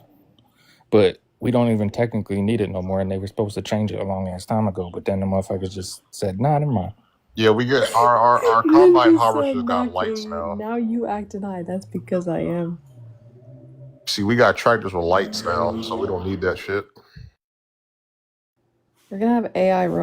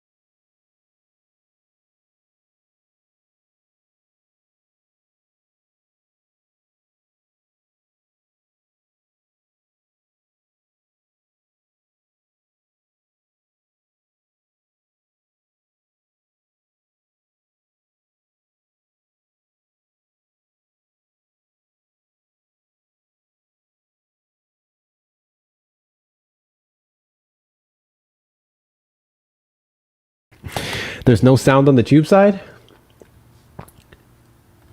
Shit. My fault. My fault.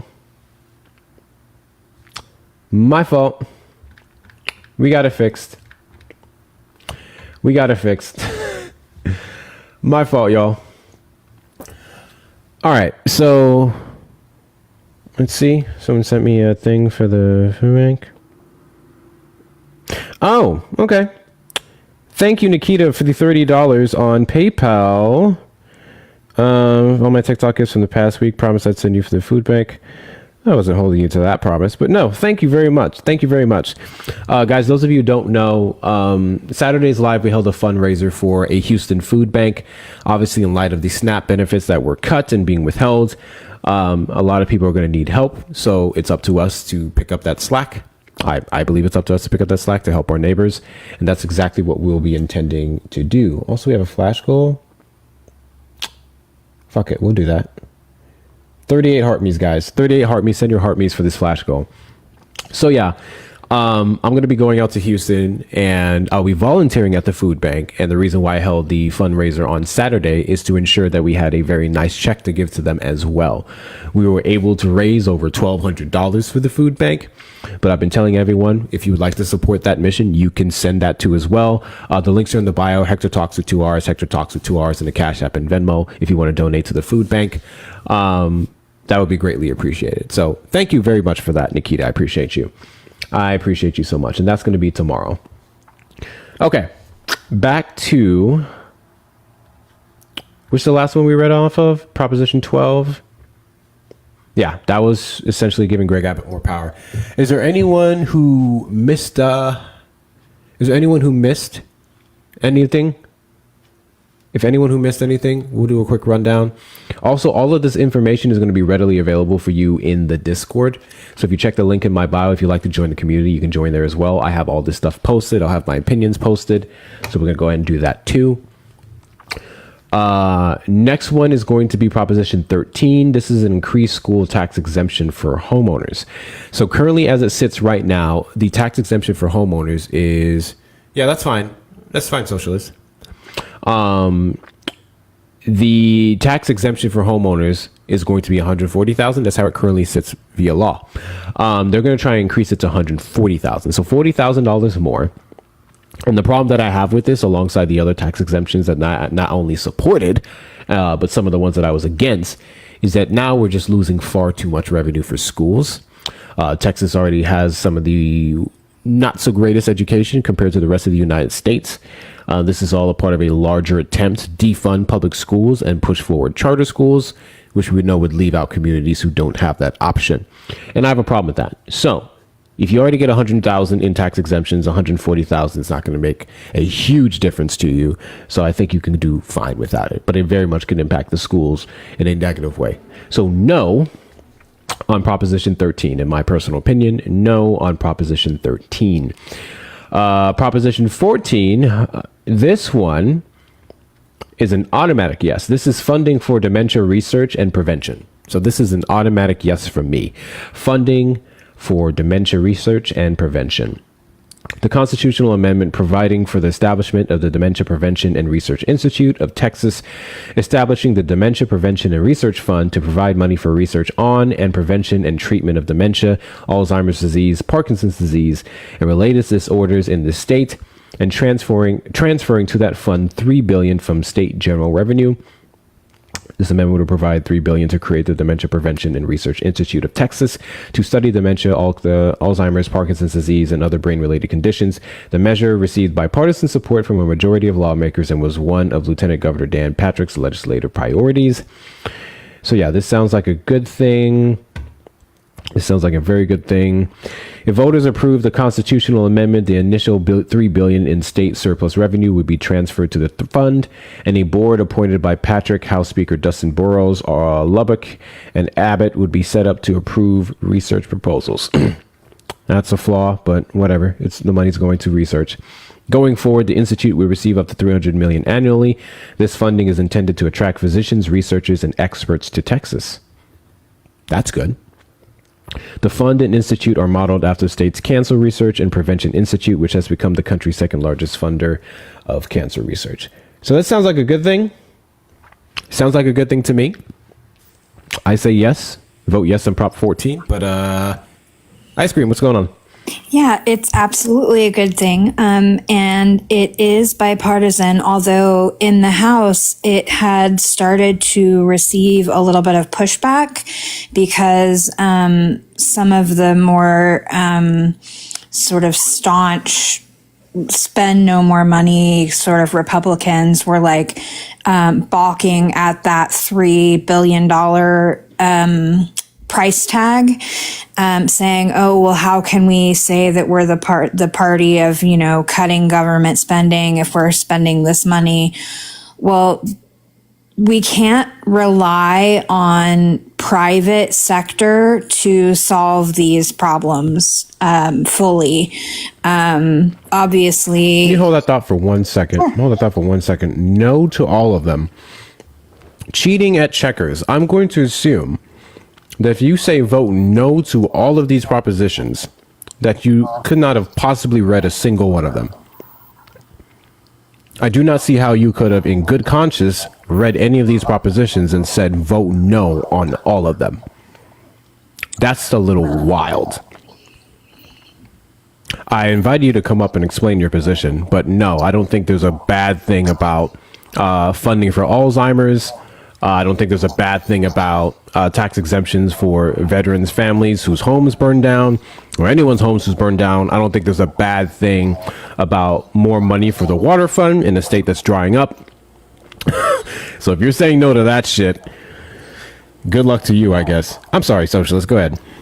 that's all right. I was just saying that the reason that we need this to be a government, like a constitutional, put into a constitutional proposition and then funded from the general fund, is because then, like you said, Send your heart, Mizel. it does attract physicians. It does attract researchers who are, yes, the board may be biased and in the way that they pick research grants and funds, but it will at least be a little bit more balanced, having funding from the government as well as like private companies, because we can't rely on only private companies to solve these problems. Our population is getting older.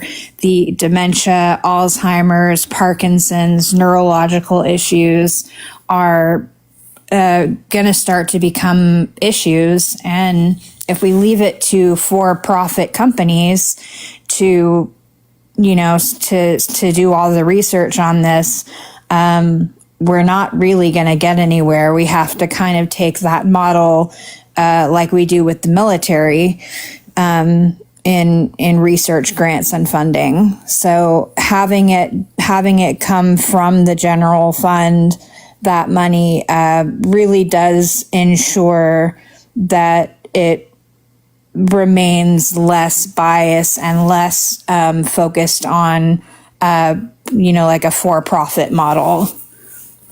Yep, I agree with that. So guys, for Prop 14, friendly reminder, this is the funding for dementia research and prevention. This is establishing a state fund, a permanent fund, where they will allocate money to it each year to ensure that we are not only attracting the right people here to figure this out, that we keep that mission going to help people who suffer from these conditions. So Yep. I would say yes on Prop 14. Thanks for letting me speak my piece on that. Absolutely. Appreciate you coming up. So yeah, guys, yes on Prop 14. Yes on Prop 14. Before we get on to Prop 15. Oh, that person didn't load up. Okay. Yes on Prop 14. Again, I don't know who the weirdo was who wanted to say no to that, or all of them for that matter. Moving on, we have 3 more left, guys, 15, 16, and 17. And then after that, we will go ahead and do a brief overview for anyone who wanted to know.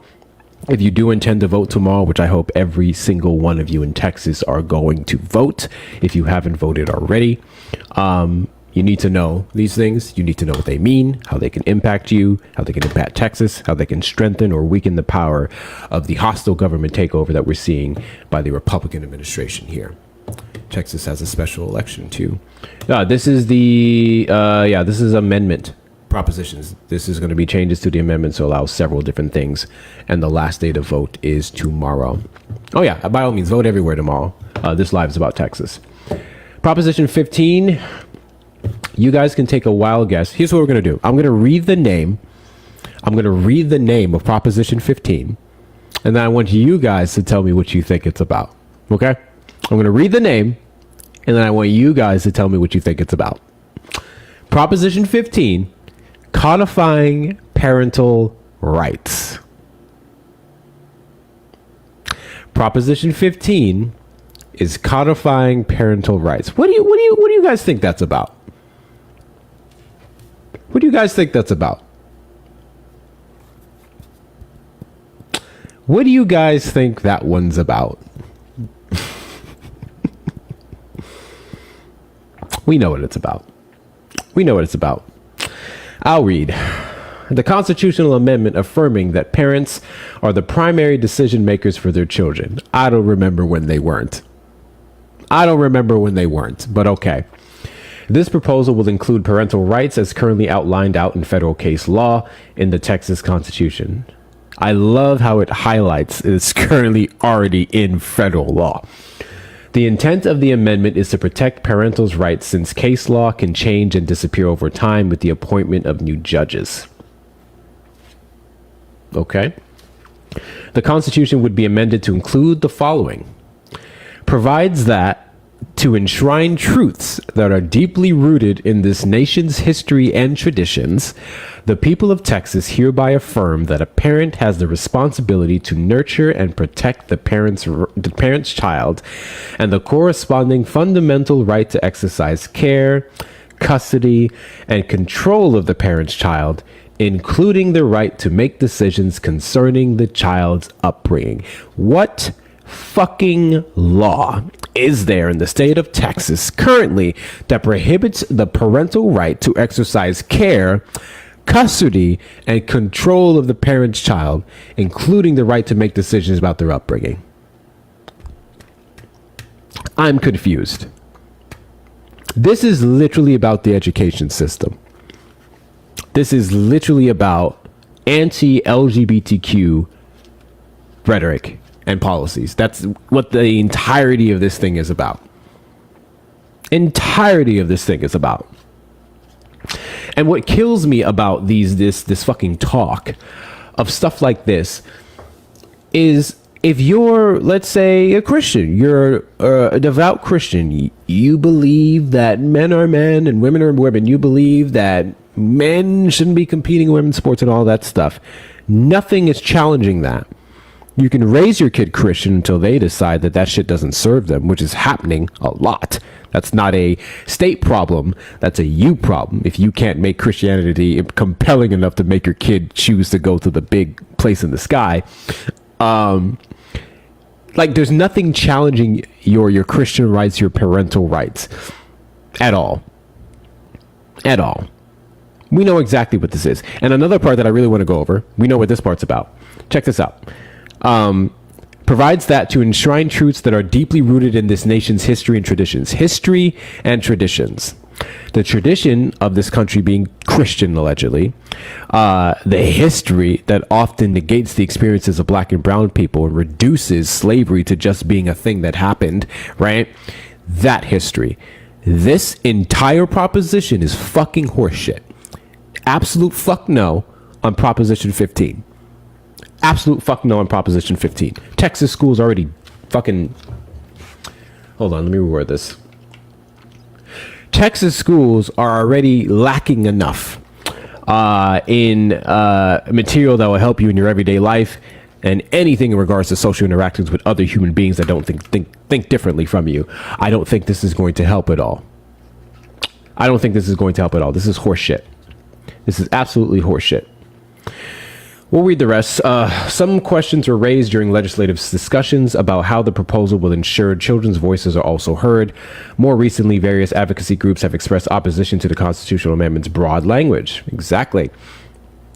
Education and reproductive rights groups say other provisions in Texas law already recognize parental rights and that the amendment could just be used to justify censorship and further restrict access to reproductive and gender-affirming care. The group Accountability Matters has also raised concerns that the vague language of the amendment could lead to costly legal fights over its meaning and enable more state oversight, which is like big government. They're supposed to be anti that. So again, we're going to say fuck no to Prop 15. Takes away parents' recourse to fight for state providing education for kids. I don't know where the fuck you read that in the legislation. You don't know what the fuck you're talking about, cheating. Please stop talking. All right. No on Prop 15. Vote how you want to. I'm going to say fuck no on Prop 15. Proposition 16, clarifying citizenship requirement for voters. Which this one we should have seen coming, right? Friendly reminder, guys. Friendly reminder that undocumented migrants cannot vote federally. They can't vote federally. I am unaware of any legislation pushed even by Democrats here that would allow them to be able to do so in local shit, much less federal shit, much less for the governor, the senator, the president of the United States. So this is fucking stupid. This is stupid. And a waste of time. There was money spent on this proposition, presenting this opposition, talking about this opposition, and its implementation that we already have federally. This is a stupid proposition. Fuck no on Prop 16. All right. I don't need to get into this much. Like, fuck no on Prop 16. This one's going to be interesting. Proposition 17, property tax exemption for border security infrastructure. Property tax exemption for border security infrastructure. The constitutional amendment to authorize the legislature to provide for an exemption from ad valorem taxation of the amount of the market value of real property located in a county that borders the United Mexican States that arises from the installation or constructions on the property of border security infrastructure and related improvements. This proposal and accompanying legislation, this is another thing we have to be careful of. This is the third one that we read that has accompanying legislation alongside it. That is not mentioned in this proposition. But this proposal and accompanying legislation would allow the state to prevent property value in border counties from increasing due to border security infrastructure and related improvements.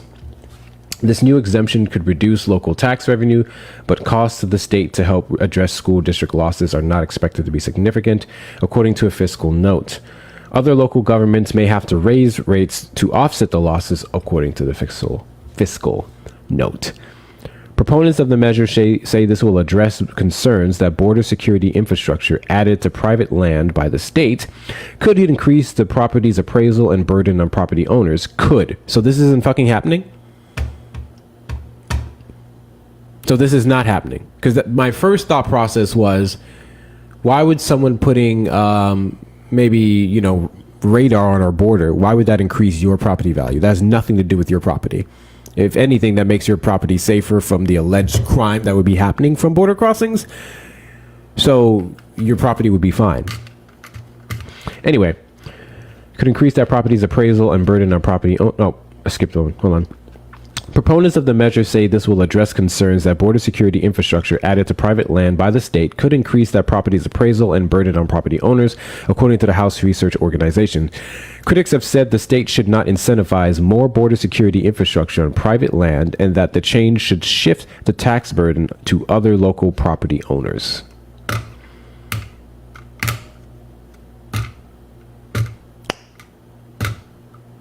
Yeah. And then how much privacy rights would we be tossing by the wayside to people's private land near the border in light of this?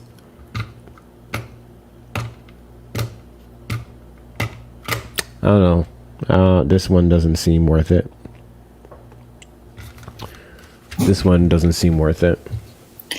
I just want to say that this also incentivizes further militarization of the border. It incentivizes companies to come in and build these detention centers. Concentration camps is basically what they are. Further militarizing areas that Border Patrol already has a lot of control over. Just building more property along the border that could be used to detain and hold people. So it incentivizes those companies who are already doing that to come in and do it tax-free. Yeah, no. So that's all I had on that one. Okay, appreciate you coming up. Yeah, Thanks this for is a letting me. no. This is a big no. Again, this is Prop 17. Prop 17 would give tax incentives for anything related to border security. Anything related to border security, mind you, get a tax exemption here in the state of Texas. Mind you, this doesn't just apply to like, we'll say private security and stuff like that. So it could apply to the person who owns home there. Like if you choose to build a wall up out of your irrational fear of brown people, I don't think you should get a tax exemption for that. You can go to hell. So no. Hard no. Hard no. Okay. Okay. So that's that. We have went over all 17 of the propositions here in Texas. And I'm going to quickly make a note for myself, just so I have it, because I don't want to go in there and forget any of it. I mean, they'll give you a brief overview when you vote, but all right. So again, wait, I'll change it this way. I'll do it this way. I'll do it this way. Give me a second.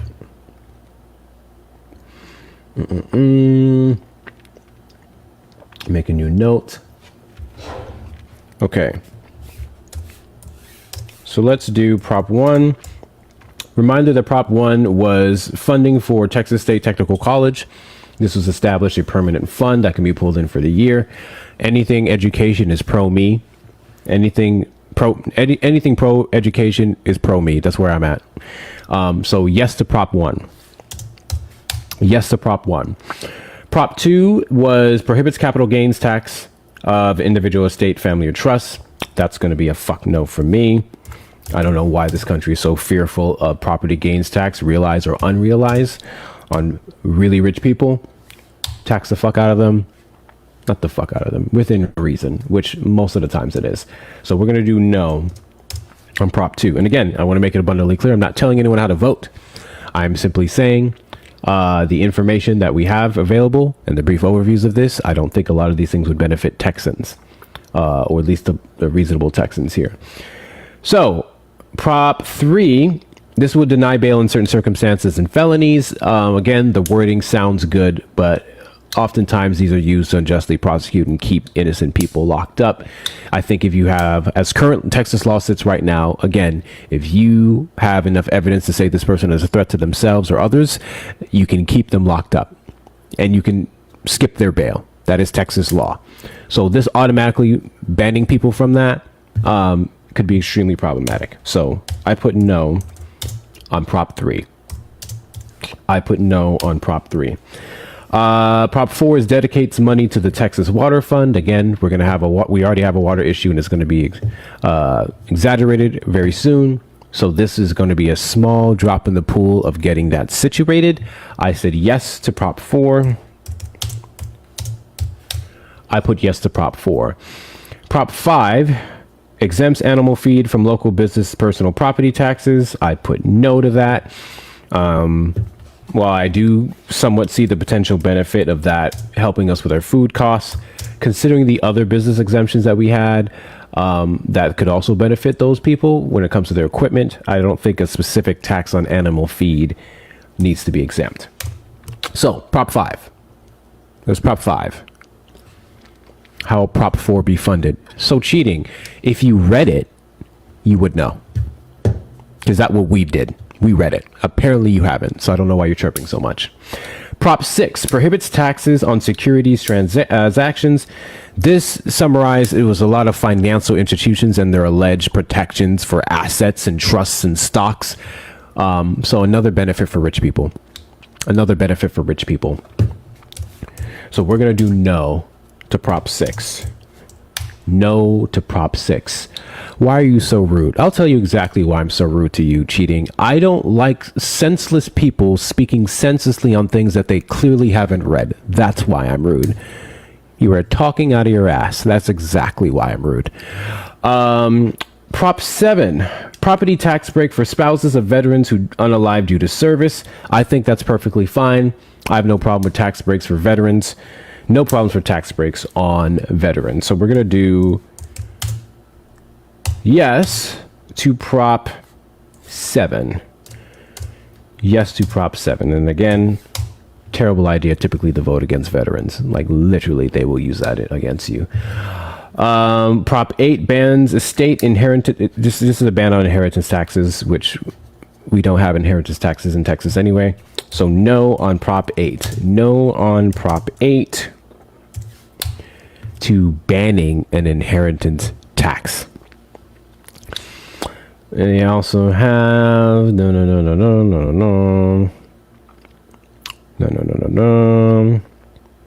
What am I looking at? Prop 9 increases tax exemption on personal property used for income production. This one I said yes to. Funny enough, the recommendation is no. This is the one where if you're a small business owner, and this is specifically who would target, you can get a tax exemption on your equipment that you use for your business of up to $125,000. Since this is targeted to a specific demographic of small business owners, I am pro this because this is pro little guy. This is pro middle class. I am pro this. I think this is perfectly fine. The average business here in Texas, for many people who aren't uber rich, $125,000 is nothing. $125,000 is nothing. So I don't have a problem with this and smaller businesses that are trying to build up. And then the second you pass that threshold, once you're successful enough, guess what? You don't get the exemption anymore. You then pay the regular taxes of everything else. So this is specifically targeting small local business owners. So I'm pro that. So we're going to do yes to Prop 9 for myself, yes to Prop 9. If your consensus is there's too many like taxes reductions going around across the board, I get it. But in light of the big, beautiful bill and stuff, there's very little we can do about that. At the bare minimum, if we're going to be cutting taxes, let's ensure that we're cutting taxes for the right people. That's my thing.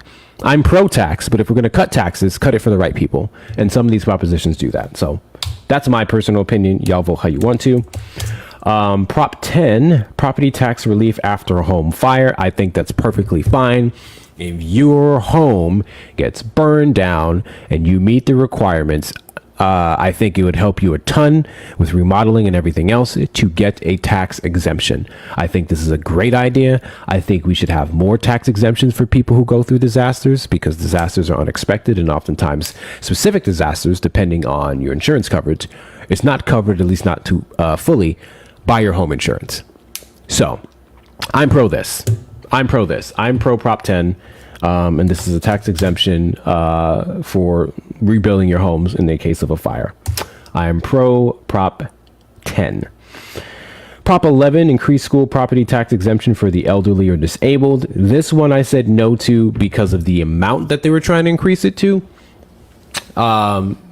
Which again, this was going with a company's legislation. So combined with this proposition, if it passes, and the second one, if it passes, is $200,000. $200,000 worth of tax exemptions, which sounds great. And I think elderly and disabled people could use it. I have an issue with the number. I personally have an issue with the number on that. So I put no to it. If it was amended to do a different amount, then we can have a conversation. But I think up to 200,000 is fucking batshit with combined legislation. So we're going to do no on Prop 11. No on Prop 11. And again, the elderly and disabled would also benefit from other tax breaks anyway. Some of the ones that we talked about earlier. Prop 12 is judicial oversight. This essentially gives the governor a lot more judicial power to judge judges and citizen appointees that the government selects based off of quote unquote misconduct, which Greg Abbott tried to arrest congressmen and women for not voting on the racist gerrymandering redistricting bill that passed. I am absolutely not going to give him more power to do this under the guise of accountability. So I put no on Prop 12. No on Prop 12. Prop 13 increases school tax exemption for residents from $100,000 to $140,000. This one I said no to. The recommendation from Mike Doyle says yes. I think you're doing just fine. It's $100,000 is your current exemption if you're a homeowner from property taxes for schools. This would just bring it up to $140,000. I don't think the difference is substantiated enough, nor do I think they need any more tax breaks past that amount. So I think that one's fine. I think that one is fine. No. Prop 13, no.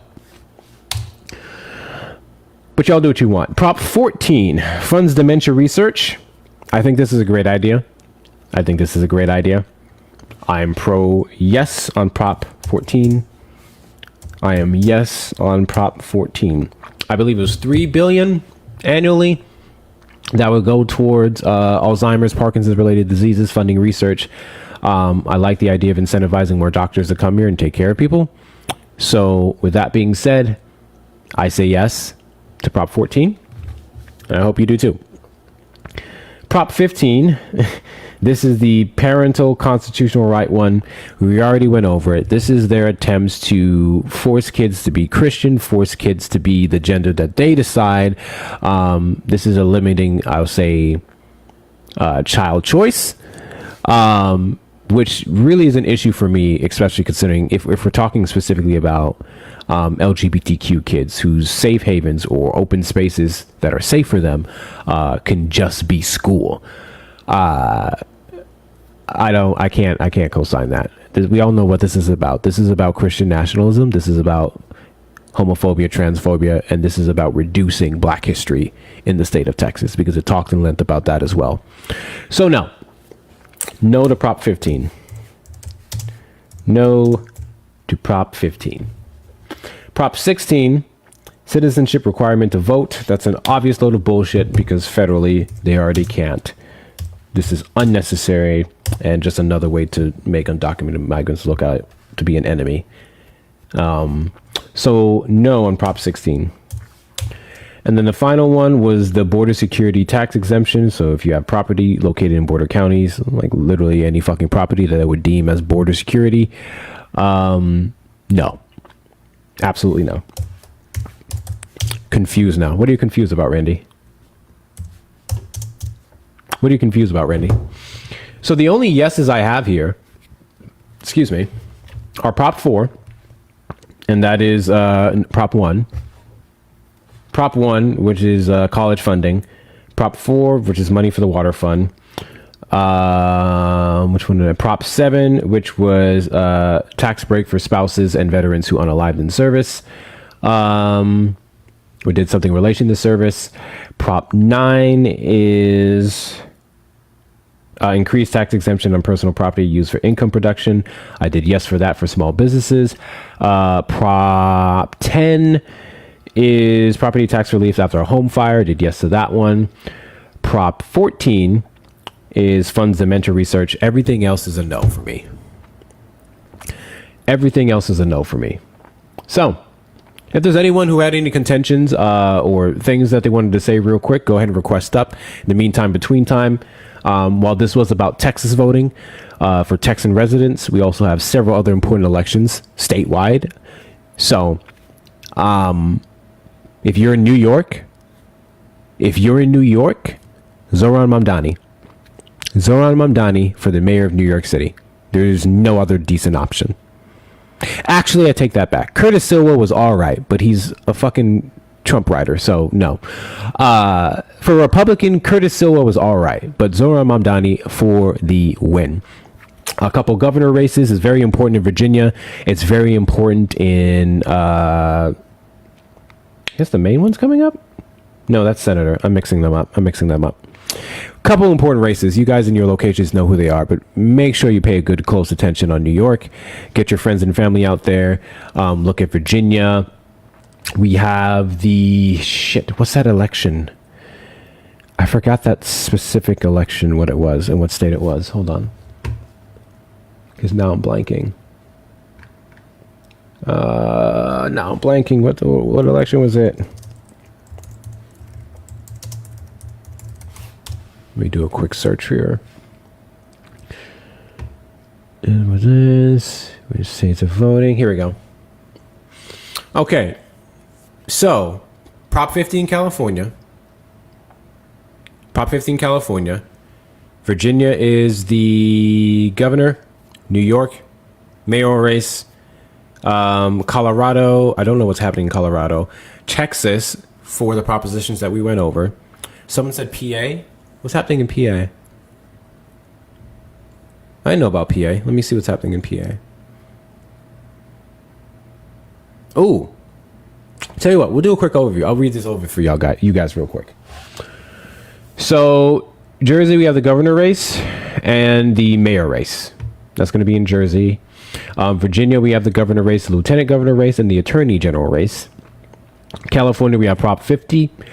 Colorado, we have Proposition MM. I don't know what the fuck this is actually. This measure proposes raising income taxes on households earning at least $300,000 annually. The revenue would fund a program to provide free meals for public school students statewide. Okay. So this would be going towards public schools. I'm fine with that. But I'm not in Colorado. Georgia is the Atlanta mayor race. Maine is going to be a measure of overhauling election rules, requiring photo ID for all voting. Oh, God. 2, this measure would allow family or household measures to petition courts to temporarily restrict someone's access to weapons if they deem a threat to red flag law. So, yeah. W Maine for the red flag law. The photo ID thing I think is stupid. GOP stuff. But, yeah. W Maine for the red flag law. I actually didn't know about this. I got to ask Brett if he knows about this. That's a good thing to talk about tonight. Is Brett live? I'll send him a text. Michigan is the Detroit mayor race. Minnesota is the mayor race. New York, Zohran Mamdani versus Cuomo and Curtis Silva, or Sliwa, whatever the fuck his name is. Ohio is the mayor race. Pennsylvania is the Supreme... Oh, this is what y'all were talking about? Voters will decide whether to retain 3 Democratic justices. With Democrats holding a 5-2 majority, the outcome could shift the court's ideological balance. So fuck no on that. Anybody in here in Pennsylvania?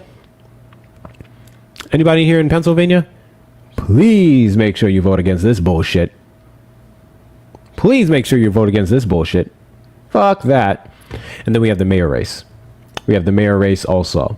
So if you're in Pennsylvania, vote against this Supreme Court bullshit, trying to literally reduce the powers of Democratic judges, and vote in the mayor race. Texas, we already went over Texas. We have all those different propositions. And yeah, that's all of the races so far. If you are in the Discord, I am about to post this there for anyone.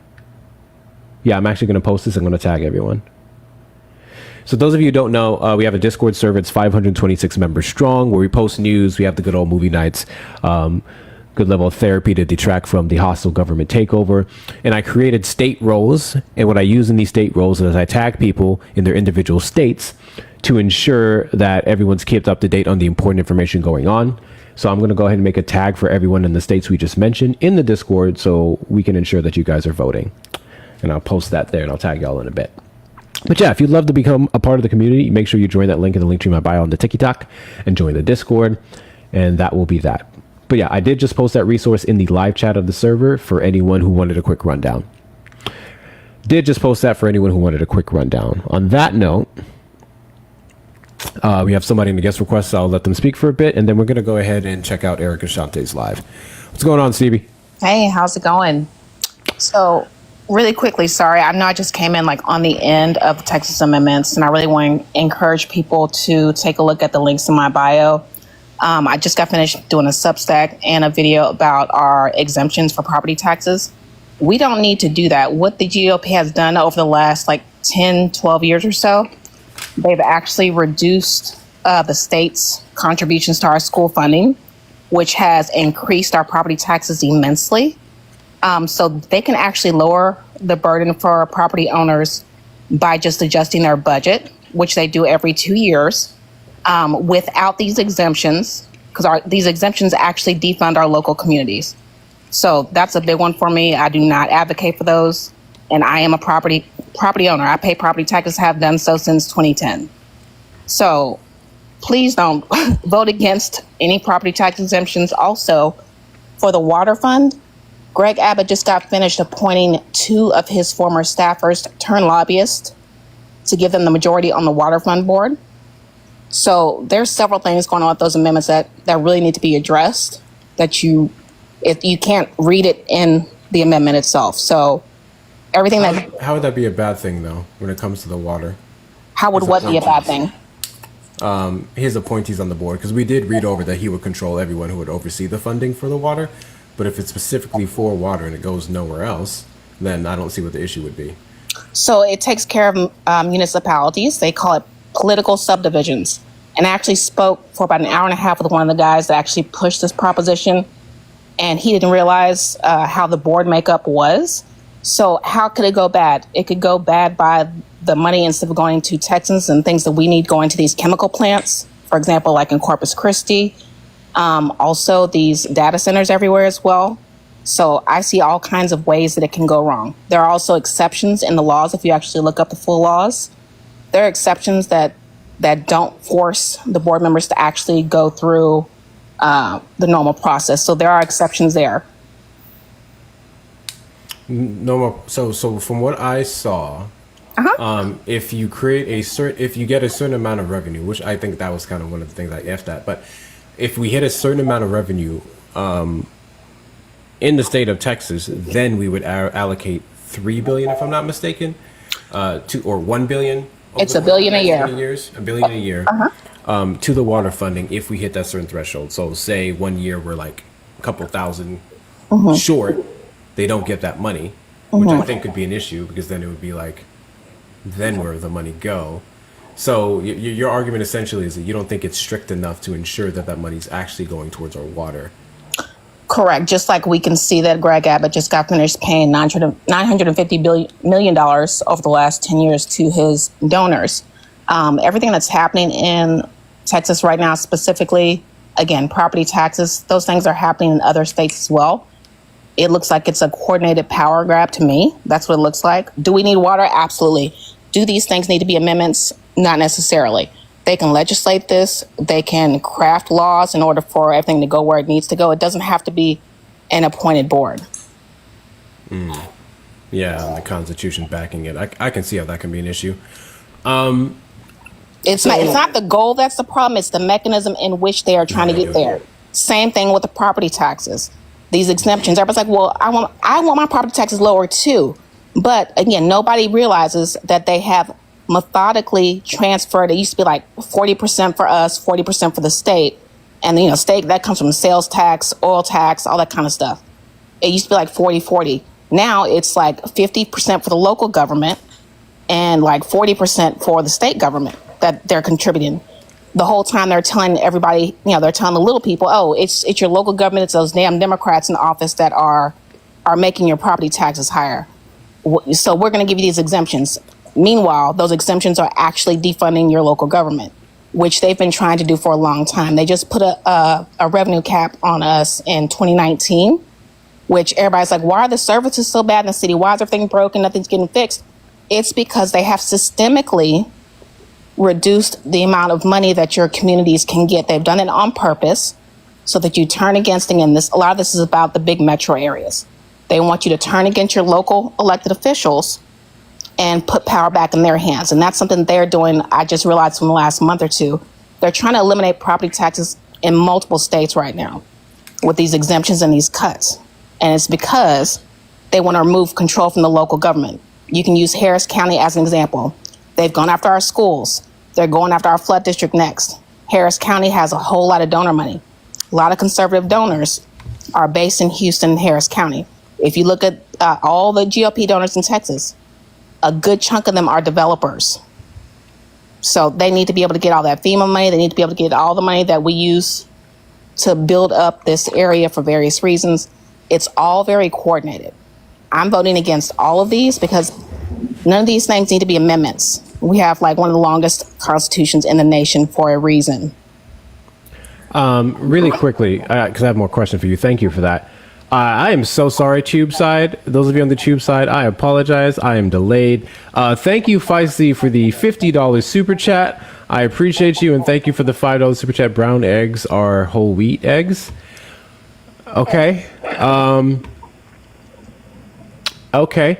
Thank you for your support, Feisty.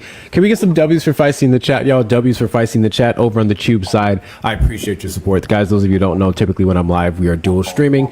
So all the good stuff that you see over here is over there as well. Thank you very much, Feisty, for your support. I apologize for the delay. I was not looking on that side of the aisle. Okay, so question, CV. Did you vote no on all of the tax exemptions? Is that more so of your opinion? Yes, I did. Absolutely, 100%. Okay. So I think you said for fire.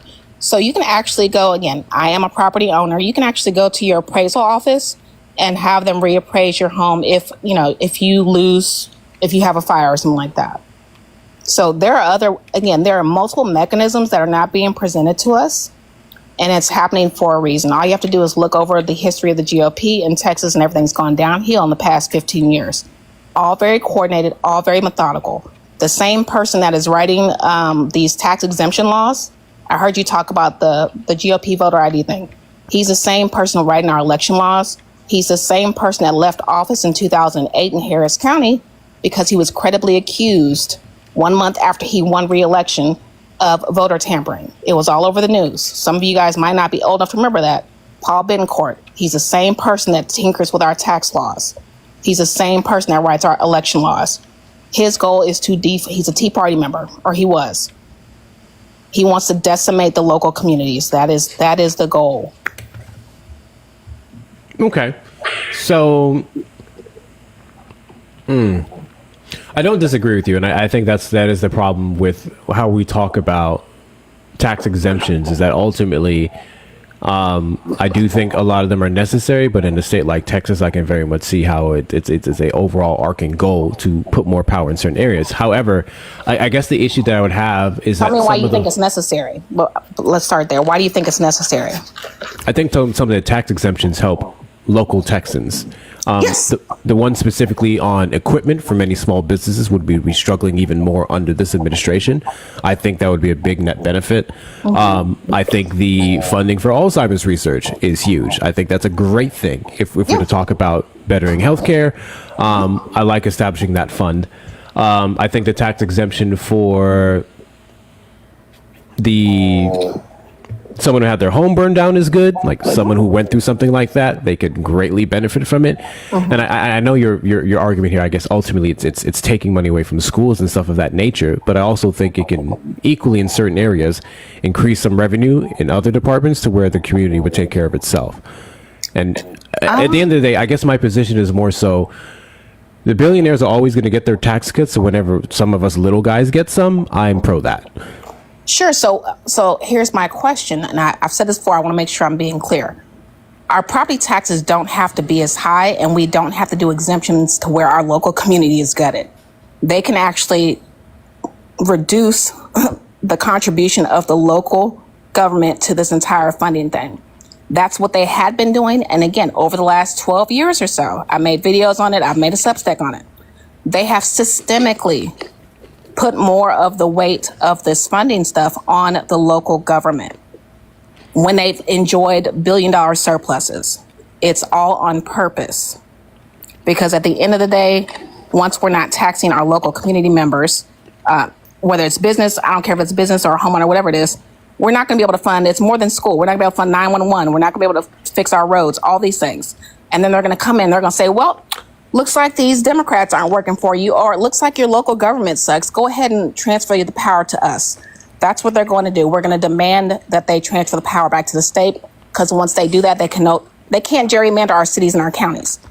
So if they can get us to hate our local government, we will beg them for the opportunity to transfer over power for big decisions to the state, and they'll do it with an amendment, just like they're doing right now. We are literally transferring our power away. No taxation without representation. If we get to the point where we eliminate property taxes, then we don't need representation. That's what our elected officials are for, right? So would you be more so a fan of all of these propositions increasing those taxes? Yes. So I'm not communicating this well. So the legislative board, they decide how much is going to pay for what. They decide, okay, local is going to be, 35% contributions to school, and the state, we're going to take care of 70%. Okay. Based off of tax revenue. Yes. So they make those decisions at the LBB, and they can change those amounts. They can change those percentages. They can put more of the weight back onto the state where it has been in the past. And they're not doing that anymore. Okay. So that board and their vote, when do those votes come up? The legislative board? Mm-hmm. So the legislative board is, there's two co-chairs. That is our lieutenant governor, Dan Patrick, which he's been in place for 15 years, I believe now, and also the Speaker of the House. And then they name other people. So, and I have a Substack on that detailing exactly who was on the board for the last several sessions. So we can take care of that by demanding better governing and better responsibility from the state, because that's what it should be. They're passing it off to us. I'm trying to see when is Dan Patrick's seat up? He's running against Vicki Goodwin in 2020. What year are we in? 2025. 2026. Sorry. So that is going to be next year's vote. Mm-hmm. It's same for Burrows, right? I haven't looked at him. Let me look at Burrows. But that makes sense. Burrows. I want to say it's the same. I just want to double check before I say anything. While you're looking that up, Stevie, I definitely appreciate your perspective on this, and I think that you're absolutely right. What they're trying to do with the consolidation and the shifting of the power, I agree with you on most of these being a no. The only one that I had been arguing yes for was Prop 14, and I just wondered what your opinion was on Prop 14, because my thing is that yes, Abbott will be involved in appointing that board. However, I know that it would be ripe for abuse and possibly open the door for corruption in that area. Mm-hmm. However, I do think it is important to have money for research come from the general fund, from government money, rather than it all being private industry money. Mm-hmm. So I'm just wondering, do you think that it's likely going to be abused, and so it shouldn't be enshrined? And what do you think would be a better, way of getting that sort of that public money in for research like this, if it's not through some sort of constitutional proposition? Okay. Great question. So I support everything. I support all of the goals of all these amendments. I don't support the mechanisms. So with the dementia board, they're probably going to mirror it just after the cancer research board, which is very similar. There is like an advisory committee that has scientists, doctors, and all of that. And then there's the group that actually makes the decisions on, okay, this is what we're going to approve and not approve. Currently, the cancer one, the chair for that one is a woman who looks like she's never actually been employed. She's been a volunteer, like CPA, CFO for these, like, pregnancy crisis centers, Spring Branch Tennis Club, PTA Club, and she was just reappointed to a second 6-year term. Also on that board, there's 2 other Christian-y people. I will say this, there are a couple of doctors. Now, the way they choose that board that makes a decision for the cancer board, it's 9 board members. Only 1 has to be a doctor. And the other people can be whatever. It's the governor, lieutenant governor, and the speaker of the House, I believe. But it's 3 people. They each get to pick 3 people. Right. So it's very interesting to me that right now he appointed this woman who's never had a real job, who's heavy Christian. She's been on boards for Texas Republican women's groups. That's been her whole jam the whole time. It's very interesting that he appointed her to a second term. My concern with this and also with the water board is that there's a lot of wearables, AI stuff going on right now. We also have an AI bubble that's coming, which is another problem that I have with the water fund and also the dementia thing. As of right now, if you look into the law right now, we have everybody's doing layoffs. Everybody's preparing for an economic crisis except for Texas. Now we're siphoning all this money out. No, like, well, if something happens, we'll be fine. Like, really? Because we're not going to have FEMA. We're not going to have federal funding. So those are 2 things that that we use regularly right now and have done so for years. We're not going to have all of that. Also, they're siphoning off all this money, and there's no mechanism for if there's an economic crisis that impacts the whole world. There are some mechanisms for, okay, if there's a natural disaster, then we can divert these funds, but that's it. It doesn't include, hey, half the country's laid off and doesn't have a job, and we need to fund 911. None of that exists, and I think it's very interesting that all this stuff is happening right now at the same time that they're creating also the Texas Stock Exchange. At the same time, multiple states are also trying to eliminate property taxes. Everything is very, very coordinated, and they're always about 15 years ahead of us. So I Do believe. you think it's like setting up sort of this Yes. infrastructure Yes. that is going to really make Texas like its own sort of like, seceding without seceding, Yes. economically seceding. Yes, because remember, they didn't want to do. They're like, why are we funding all this research at these institutes when it was talking about federal money? But they want us to now vote on this to say, well, we're going to do it here. What the fuck are you talking about? Oh, it makes perfect sense because we're trying to get rid of capital gains taxes, AI, all the wearables for the healthcare. We know all these rural hospitals and healthcare is about to go to shit. They're setting Texas up to be the hub. And also, if you look at the Texas Stock Exchange, look at the states on the website that they have basically said that they're going to partner with on this. They mirror the Confederacy. So yes, exactly what you said. Thank you for coming up because that really Thank you for does listening. change my perspective Thank you for listening. a lot on because I'm old school healthcare, right? Like I see it go to shit and I see this is a sneaky proposition because it got me and I'm usually very I'm usually wary of this, and it even got me as a proponent for it because I do think that having that money from the general fund, yes, obviously that's a good thing, but like you're saying, it's the mechanism, right? Like it's not the goal that's the problem. Correct.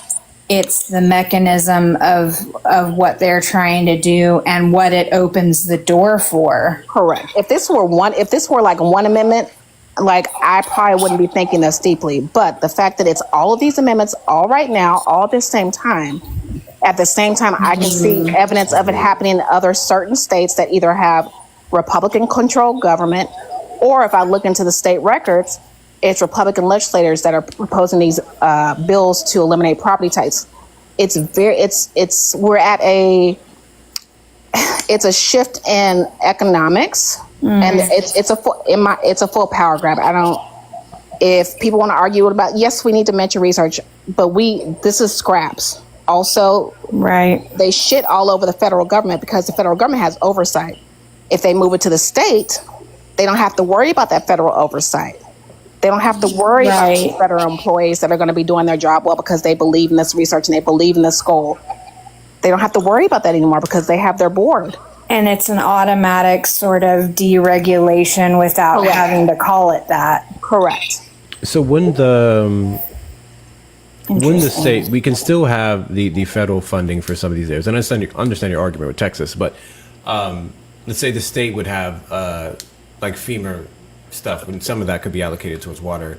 They've already said they're not going to do that, though. I want to be clear with that. Trump is already, they're not doing FEMA. You get that, right? Yeah, I'm Okay. aware of that. But Just what make I'm saying your argument is the federal fund, and then we'd have state funds, and you were saying the state one would reduce the federal government. That would ultimately be up to whether the state government chooses to reject federal funding, right? Or say Trump would want to say no to it, which he has done with FEMA. Yeah, I mean, he's has not sent the states that have voted for him and supported him FEMA money. He's in court right now over food stamps. It's all in Project 2025. This has been their goal since the passage of the CRA. Their goal is to shit on and get rid of the federal government, who has held them to account and oversight and laws. It's their Super Bowl, baby, and we got to wake up. And not only I'm seeing this now, I'm seeing parallels with the way back when we did this whole, a state can choose to expand Medicaid or not. Yes, correct. So I'm seeing that they're rolling out that sort of model now too for this thing, like we're using Prop 14 as an example. They can choose to fund whatever projects they want to fund. They can choose to put that money there or not. Correct. They can choose to accept the federal money or not. Correct. And now they have that. Interesting. And they've always been able to accept the federal money. They do whatever they want to do with it, which is Yeah. what we saw happen in Central Texas with the damn flooding. Everybody's like, well, what'd you do with the money? Well, we did some other shit with it. Yeah. Yeah, they gave it to the sheriffs.